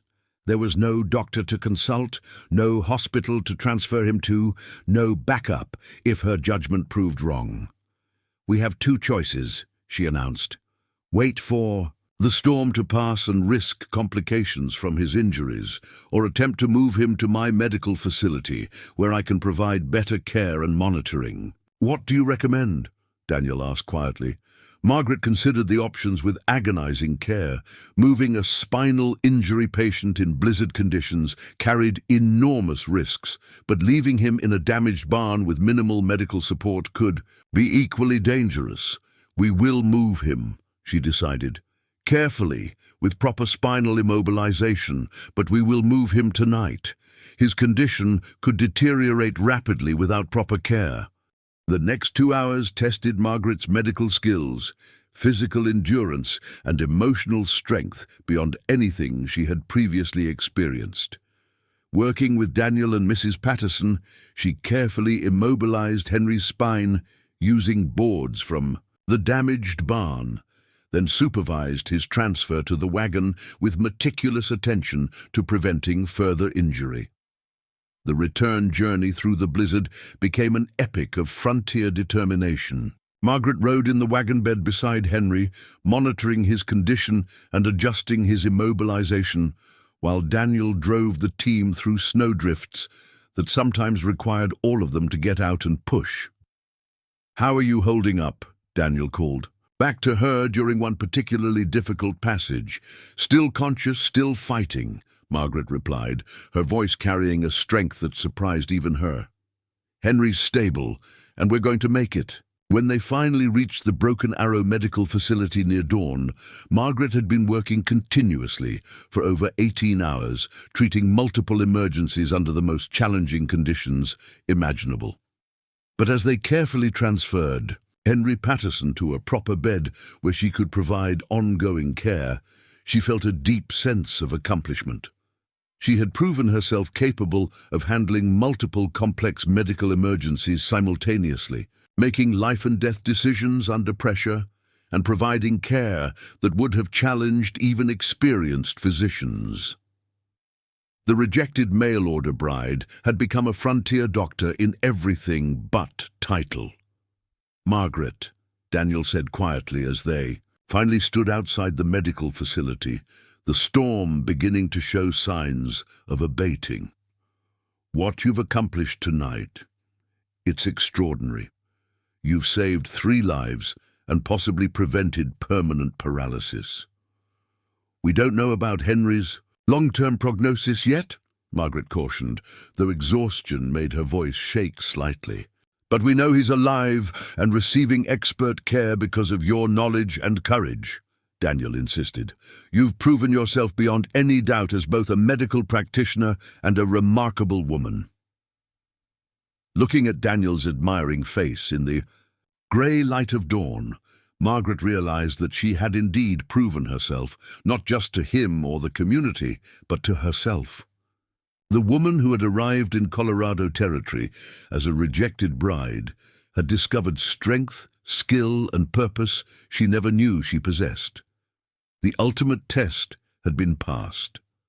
Now only one question remained. What would she build with the confidence and respect she had earned? Spring arrived in Colorado Territory with the gentle persistence of hope itself, melting away the harsh memories of winter while revealing the new life that had taken root beneath the snow. Margaret stood on the porch of what was now officially the Broken Arrow Medical Center, watching wildflowers bloom across the meadows where she had once feared she would never belong.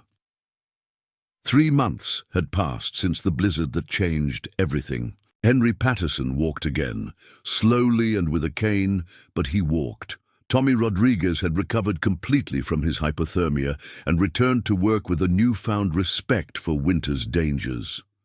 Pete Jameson's heart had grown stronger under Margaret's careful monitoring and treatment. Word of these miraculous recoveries had spread across 3 territories, bringing patients from as far away as Kansas and Wyoming to seek treatment from the woman who had become known as the Angel of the Rockies. The success had transformed the modest medical facility into a thriving practice that served patients from across the expanding frontier. What had begun as a simple arrangement between Margaret and Daniel had evolved into something far more significant. A beacon of hope for settlers who had previously faced injury and illness with resignation rather than expectation of recovery. Dr. Campbell? The voice belonged to Sarah Mitchell, James's 10-year-old daughter, who stood hesitantly in the doorway of the medical center. Margaret turned with surprise. She hadn't seen either of James's children since their father's awkward marriage. Proposal months earlier.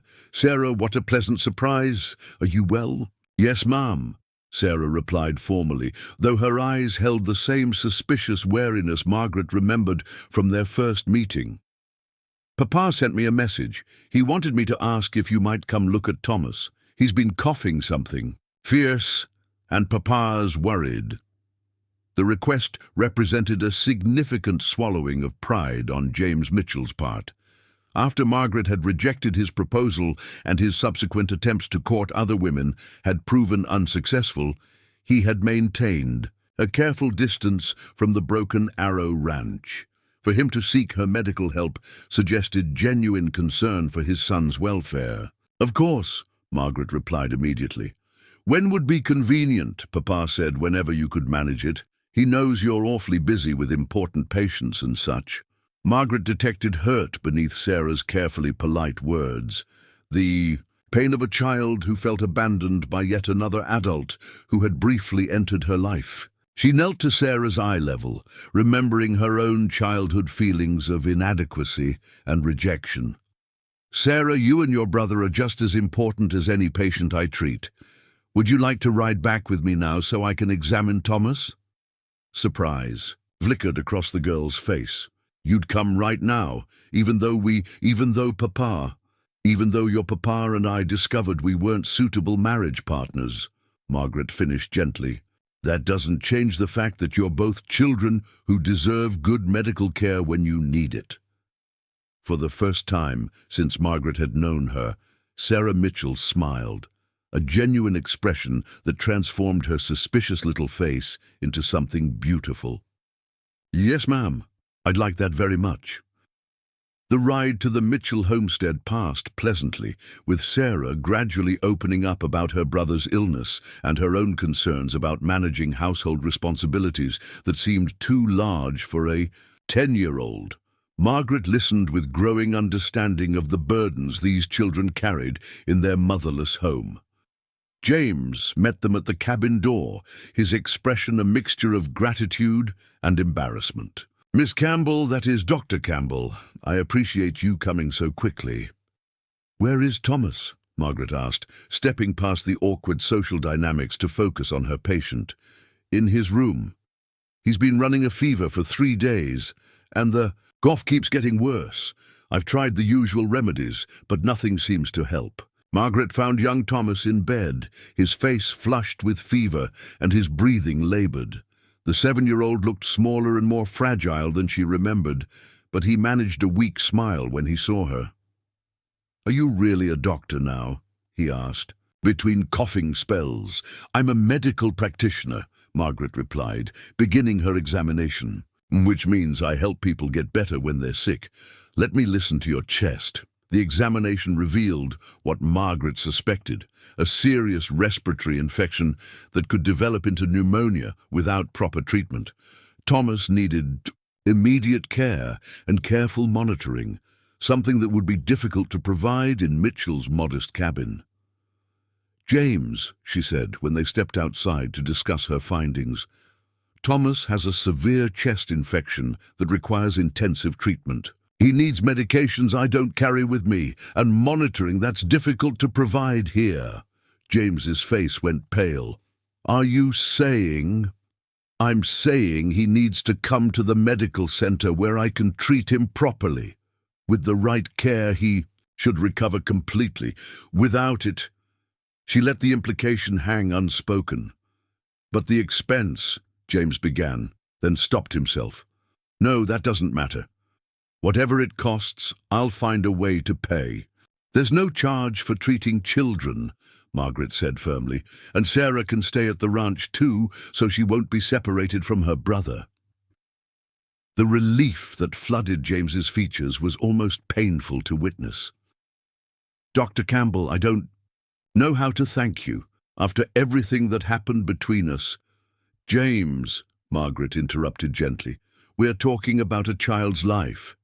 Personal history doesn't enter into medical decisions. At the Broken Arrow Medical Center, Margaret threw herself into treating Thomas with the same intensity she had shown during the blizzard emergencies. The boy's infection proved stubborn, requiring round-the-clock monitoring and aggressive treatment with steam inhalations, chest compressions, and carefully administered medications. Sarah proved to be an unexpectedly capable assistant, following Margaret's instructions with precision and showing a natural aptitude for medical care. During the long hours of Thomas's treatment, the suspicious little girl gradually transformed into an eager student who absorbed medical knowledge with remarkable intelligence. "Why do you pound on his chest like that?" Sarah asked, watching Margaret perform percussion therapy to help Thomas clear his lungs. "The tapping helps break up the congestion so he can cough it out," Margaret explained. "Feel here. You can tell the difference between clear areas and congested areas by the sound." Sarah listened intently as Margaret demonstrated the technique, her small face serious with concentration. "Could I learn to do that? Would you like to?" "Yes, ma'am. I think helping people get better would be a fine thing to do." Over the week of Thomas's recovery, Sarah became Margaret's unofficial apprentice, learning basic medical principles with enthusiasm that reminded Margaret of her own hunger for knowledge at that age.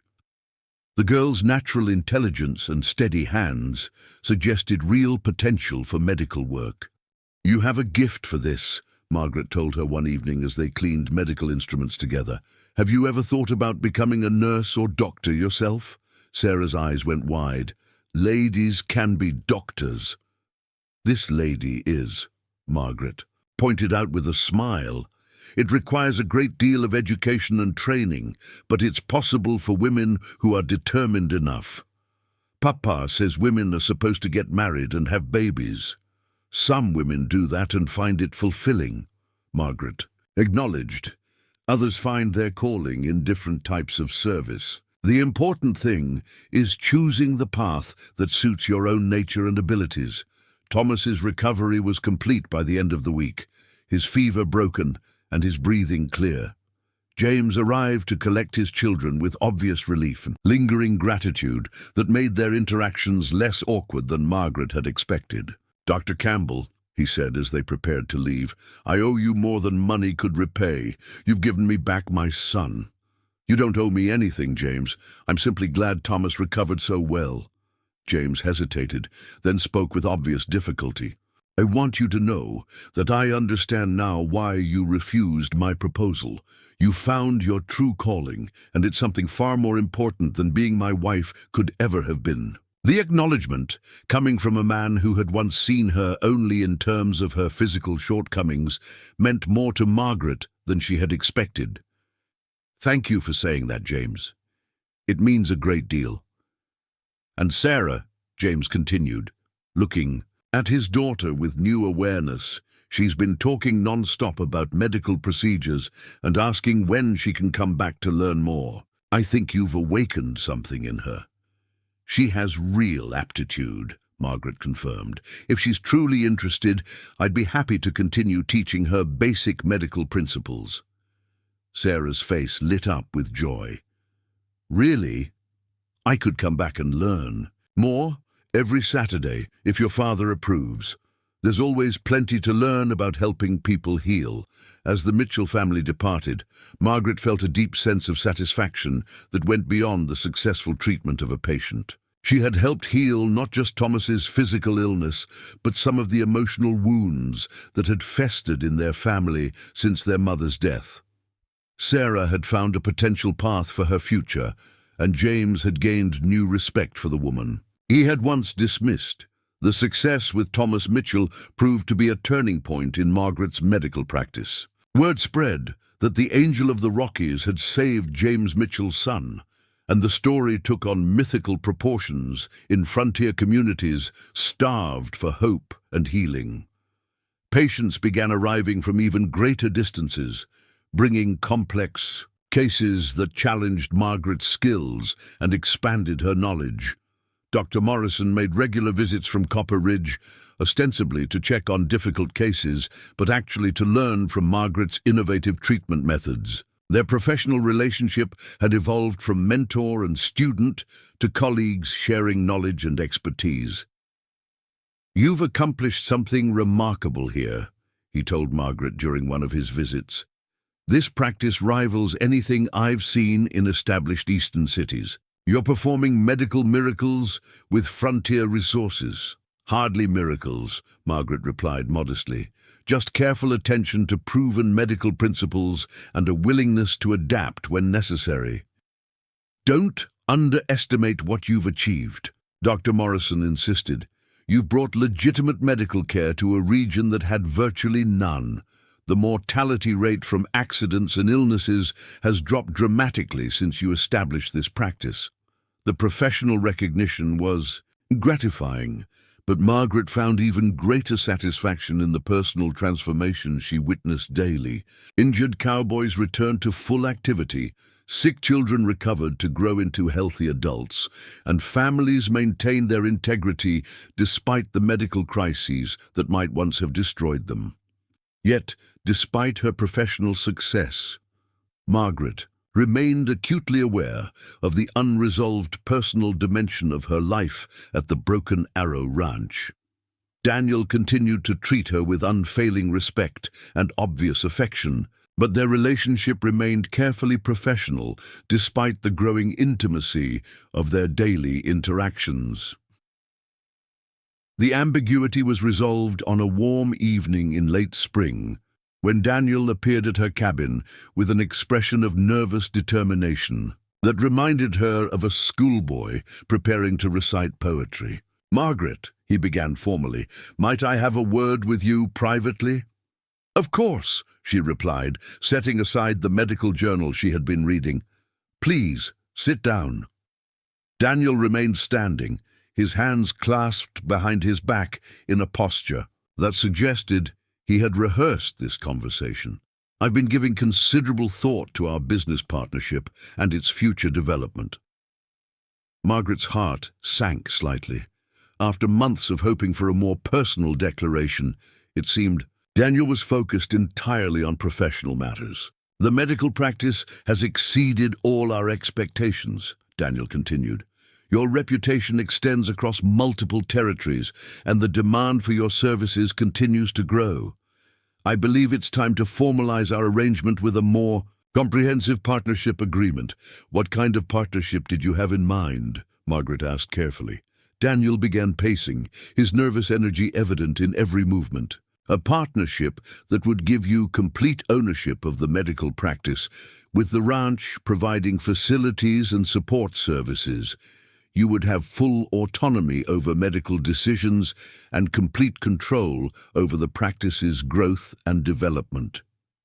"That's extraordinarily generous," Margaret replied, though she found herself disappointed by the purely business nature of his proposal. "There's more," Daniel said, stopping his pacing to face her directly. "I'm also proposing a personal partnership that would provide both of us with companionship, mutual support, and the possibility of building something meaningful together." Understanding dawned slowly as Margaret realized what he was actually suggesting. "Daniel, are you—" "I'm asking you to marry me," he said simply, his grey eyes holding hers with unwavering intensity. "Not because you need a husband for security or respectability, but because I believe we could build an extraordinary life together as equal partners." The proposal took Margaret's breath away, not just for its content, but for its recognition of her as a complete person worthy of respect rather than rescue. "You want to marry a frontier doctor?" "I want to marry Margaret Campbell," Daniel replied. Firmly. The woman who risked her life to save injured cowboys, who worked 18 hours straight during a blizzard to treat hypothermia victims, who built a medical practice that serves 3 territories. The fact that you're also the most intelligent, compassionate, and beautiful woman I've ever known is simply an additional blessing. Tears sprang to Margaret's eyes at his words. No one had ever proposed to her because of her accomplishments, rather than despite her shortcomings. "Daniel, Before you answer," he interrupted gently, "I want you to understand that this proposal comes with no expectation that you change anything about your life or career. Your medical practice would remain entirely yours. Your professional independence would be absolute. I'm not asking you to become a rancher's wife. I'm asking if you'd consider letting a rancher become a doctor's husband." The reversal of traditional expectations was so complete that Margaret found herself laughing through her tears. "A doctor's husband? The position offers certain advantages," Daniel said with a smile that transformed his serious face. "Excellent medical care, fascinating dinner conversation, and the satisfaction of supporting meaningful work that benefits the entire community." Margaret rose from her chair and stepped closer to him, studying the face that had become so dear to her over the months of working together. And what would this doctor's husband expect in return? "Companionship," Daniel replied, reaching out to take her hands in his. "Partnership in building something lasting and worthwhile. The pleasure of watching you become everything you're capable of becoming. And if we're very fortunate, the joy of raising children who inherit your intelligence and compassion." The mention of children sent a warm thrill through Margaret's chest. She had never allowed herself to hope for motherhood, assuming her physical attributes made her unsuitable for attracting a husband who would want to father her children. But Daniel's proposal offered not just marriage, but the possibility of a complete family built on mutual respect and shared values. "Yes," she said simply, her voice strong with certainty. "Yes, I would very much like to marry you, Daniel Thornfield." The kiss that followed was everything Margaret had dreamed a kiss could be. Tender but passionate, respectful but intimate, a promise of the partnership that would define their future together. Their wedding took place 6 weeks later in the garden, behind the main house, with the entire ranch community in attendance, along with patients and friends from across the territory. Dr. Morrison performed the ceremony, having been ordained as well as trained in medicine, and Sarah Mitchell served as Margaret's attendant, her face glowing with pride at participating in such an important event. "Do you, Daniel Thornfield, take this woman to be your wife, to honor and support her in all her endeavors, and to stand as her equal partner in building a life together?" "I do," Daniel replied, his voice carrying across the assembled crowd with quiet conviction. "And do you, Margaret Campbell, take this man to be your husband, to honor and support him in all his endeavors, and to stand as his equal partner in building a life together?" "I do," Margaret replied, her voice steady despite the tears of joy that threatened to overcome her. The celebration that followed was unlike any frontier wedding the territory had ever seen. Patients who had traveled hundreds of miles for medical care remained to wish their doctor happiness. Cowboys, who had once been skeptical of a woman in a medical role, now toasted her success with genuine admiration. Children who had been healed under her care played in the garden, while their parents shared stories of the Angel of the Rockies who had saved their families. James Mitchell approached Margaret during the reception, his expression holding none of the awkwardness that had once characterized their interactions. "Dr. Thornfield," he said, using her new name with obvious respect, "I wanted to thank you again for everything you've done for my family, and to say that Daniel Thornfield is the luckiest man in Colorado Territory." "Thank you, James. That's very kind. It's also true," James continued. "You've found exactly the life you were meant to live, and the man who appreciates what he's getting.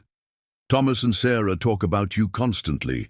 They consider you a hero." Looking across the garden at her new husband, who was engaged in animated conversation with Dr. Morrison about plans for expanding the medical center, Margaret felt a deep sense of completeness she had never imagined possible. The rejected mail order. Bride had found not just acceptance, but celebration of everything that made her unique. Her size, once seen as a disqualifying flaw, had proven irrelevant compared to the strength of her character and the skill of her hands. Her medical knowledge, dismissed by some as unwomanly, had become the foundation of a thriving practice that served 3 territories. Most importantly, she had found a partner who saw her not as someone to be tolerated despite her limitations, but as someone to be cherished because of her extraordinary capabilities. As the sun set over the Colorado mountains, painting the sky in shades of gold and rose, Margaret and Daniel stood together on the porch of what was now their shared home. The medical center bustled with activity even during the wedding celebration, as patients continued to arrive seeking the care that had become legendary across the frontier. "Any regrets?" Daniel asked, slipping his arm around her waist as they watched their guests enjoy the celebration. "About leaving my life in Connecticut?" Margaret considered the question seriously. "None whatsoever. Everything that brought me here, even the rejections and disappointments, led to this moment. And about marrying a cattle rancher instead of pursuing your medical career independently?" Margaret turned in his arms to face him directly. "I'm not marrying a cattle rancher instead of pursuing my career. I'm marrying a man who makes my career possible while building something even more meaningful together." "What's that?" "A life where love and work and purpose all support each other," Margaret replied, "where neither of us has to choose between personal happiness and professional fulfillment." Daniel's smile held all the warmth and promise she had ever hoped to find in a partner. "To build that life together, Dr. Thornfield. To build it together, Mr. Thornfield." As they kissed again under the vast Colorado sky, Margaret reflected on the journey that had brought her from rejection and despair to love and purpose. The mail-order bride, who'd been deemed too large for one man's narrow vision, had found a man whose love was large enough to encompass all of her dreams. 2 years later, the Broken Arrow Medical Center had expanded into a complex that rivaled established hospitals in major cities. Margaret now supervised 3 trained nurses, including Sarah Mitchell, who had convinced her father to let her pursue formal medical education. The 15-year-old had proven to be Margaret's most gifted student, displaying both the intellectual capacity and emotional strength necessary for frontier medicine. "Dr. Thornfield," Sarah called one busy autumn morning, "we have a telegram from the territorial governor's office. They're requesting your assistance with a diphtheria outbreak in Golden Valley." Margaret looked up from the surgical instruments. She was sterilizing, her movements now bearing the confident efficiency of someone who had performed hundreds of procedures. "How many cases?" 17 confirmed. 12 suspected. "The local doctor died from the disease last week, and they're desperate for help." The request represented both an honor and a challenge. Diphtheria outbreaks could devastate entire communities, and controlling them required not just medical expertise, but organizational skills that could coordinate community-wide public health measures. "Prepare medical supplies for a 2-week expedition," Margaret decided, we'll need isolation materials, antitoxin supplies, and equipment for treating respiratory complications. And send a word to Dr. Morrison. I'll want his assistance with this operation. Should I inform Mr. Thornfield about the expedition? Sarah asked, already moving to gather the requested supplies. He already knows, Margaret replied with a smile. Daniel insists on personally supervising dangerous missions like this one, claims it's his duty as the husband of the territory's most reckless doctor. The expedition to Golden Valley became a legendary chapter in Colorado Territory's medical history. Margaret and her team, working around the clock for 3 weeks, successfully contained the diphtheria outbreak that had threatened to spread across multiple counties. Her innovative isolation procedures and aggressive treatment protocols became the standard for handling infectious disease emergencies throughout the Western Territories.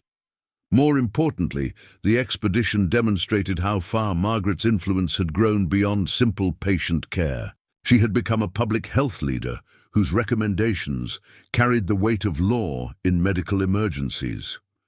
Territorial officials consulted her on health policy decisions, and other doctors sought her guidance on complex cases. You've created something unprecedented, Dr. Morrison observed as they returned from Golden Valley. A medical practice that serves not just individual patients, but entire communities. The territory's mortality rates have dropped by 30% since you established the Broken Arrow Center.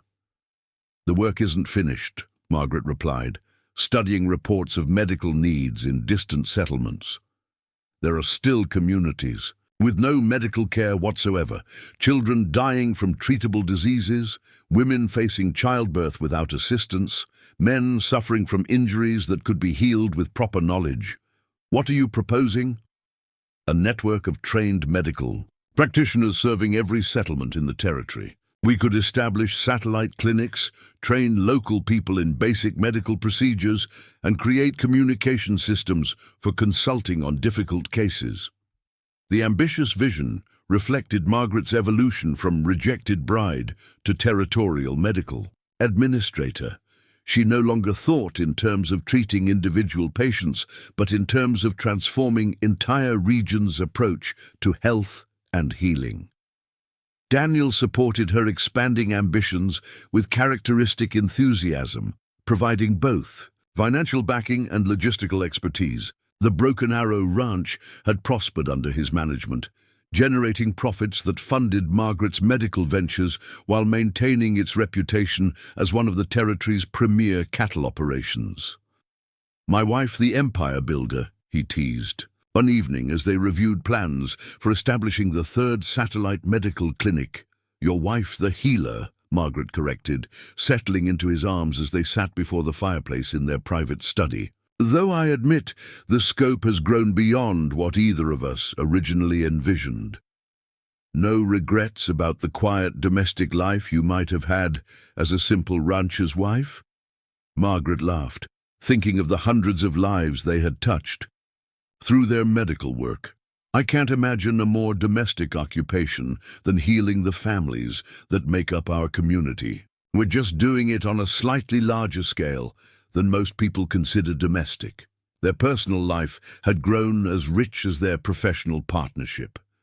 Margaret was now 6 months pregnant with their first child, a development that had initially caused her considerable anxiety about continuing her medical practice. What if I can't manage both motherhood and the medical center?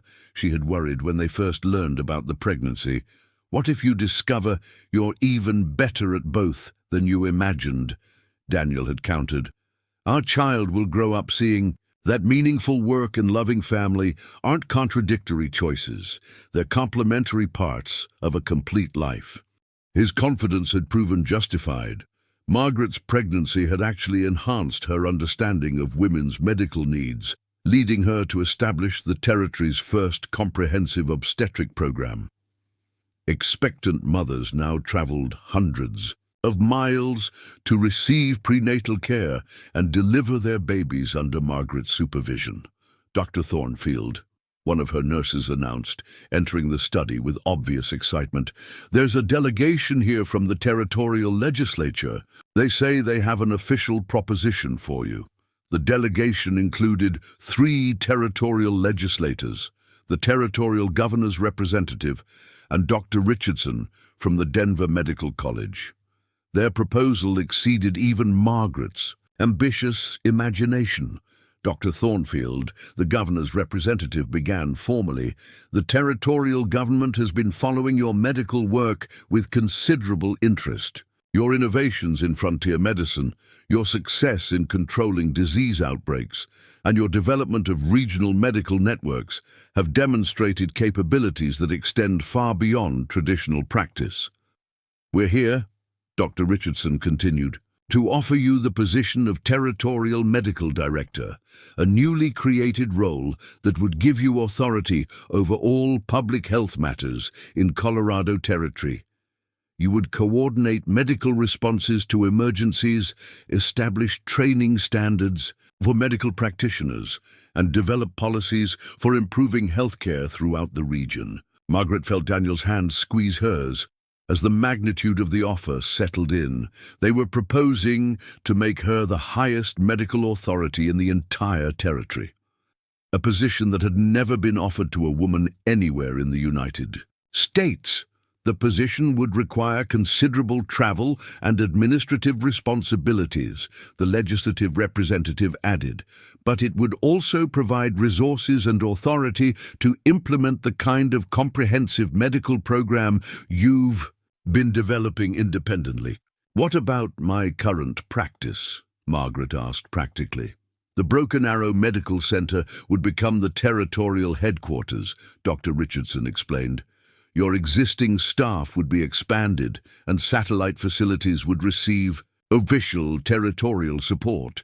You would have access to medical supplies, funding, and personnel that would make your current operation look modest by comparison." After the delegation departed, Margaret and Daniel sat in their study, contemplating an opportunity that seemed almost too significant to be real.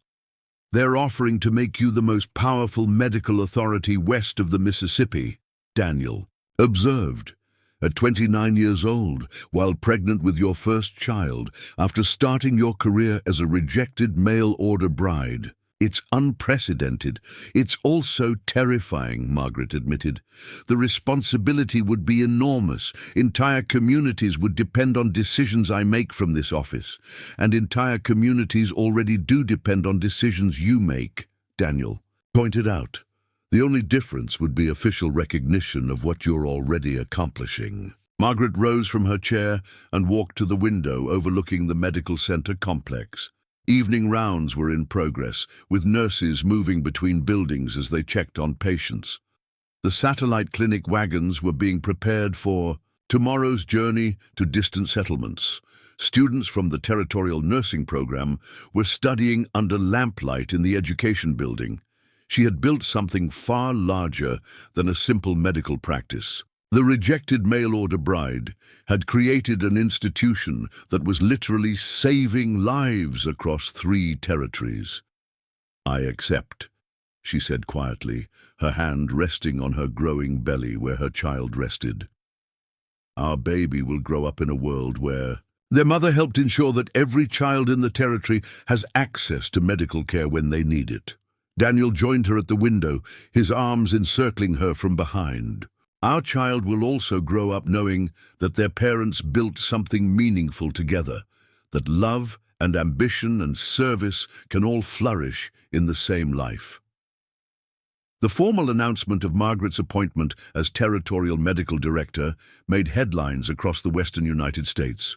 Newspapers from California to Kansas reported on the unprecedented appointment of a woman to such a significant government position, particularly one whose medical career had begun just 3 years earlier.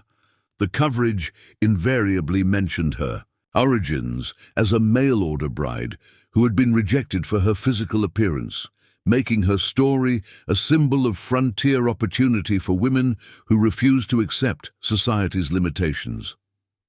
From rejected bride to territorial director, read the headline in the Denver Post. Dr. Margaret Thornfield's remarkable journey proves that the American West offers opportunities for those brave enough to seize them. But for Margaret herself, the true measure of success wasn't found in newspaper headlines or official appointments. It was found in the daily work of healing that continued regardless of titles or recognition. 3 months after accepting the territorial position, Margaret delivered her first child, a healthy daughter they named Hope, in the same medical facility where she had first proven her capabilities by treating Jake Morrison's head injury. The birth was attended by Dr. Morrison, Sarah Mitchell, and 2 other nurses Margaret had trained, representing the medical community she had built from nothing. "She's perfect," Daniel whispered, holding his daughter with the same careful precision Margaret had seen him use with injured ranch hands. "Look at those hands, surgeon's hands, just like her mother's. Or rancher's hands, like her father's," Margaret replied, exhausted but radiant with satisfaction. "She can choose her own path when the time comes." As she nursed her newborn daughter while reviewing reports from satellite clinics, Margaret reflected on the extraordinary journey that had brought her to this moment. The woman who had arrived in Colorado Territory believing her only value lay in domestic service had instead discovered gifts for healing, leadership, and building institutions that would outlast her own lifetime. The mail-order bride, who had been deemed too large for James Mitchell's narrow expectations, had found a love large enough to encompass every dream she had ever dared to dream. More importantly, she had learned that sometimes being too much for small minds simply meant being exactly right for large possibilities. The Angel of the Rockies had discovered that sometimes the heart, like the body, needed to be the right size to fill the space it was meant to occupy. And in Daniel Thornfield's heart, in their growing family, and in the life of service they had built together, Margaret Campbell had found exactly the space she was meant to fill, completely, perfectly, and forever. Up next, you've got 2 more standout stories right on your screen. If this one hits the mark, you won't want to pass these up. Just click and check them out. And don't forget to subscribe and turn on the notification bell so you don't miss any upload from us.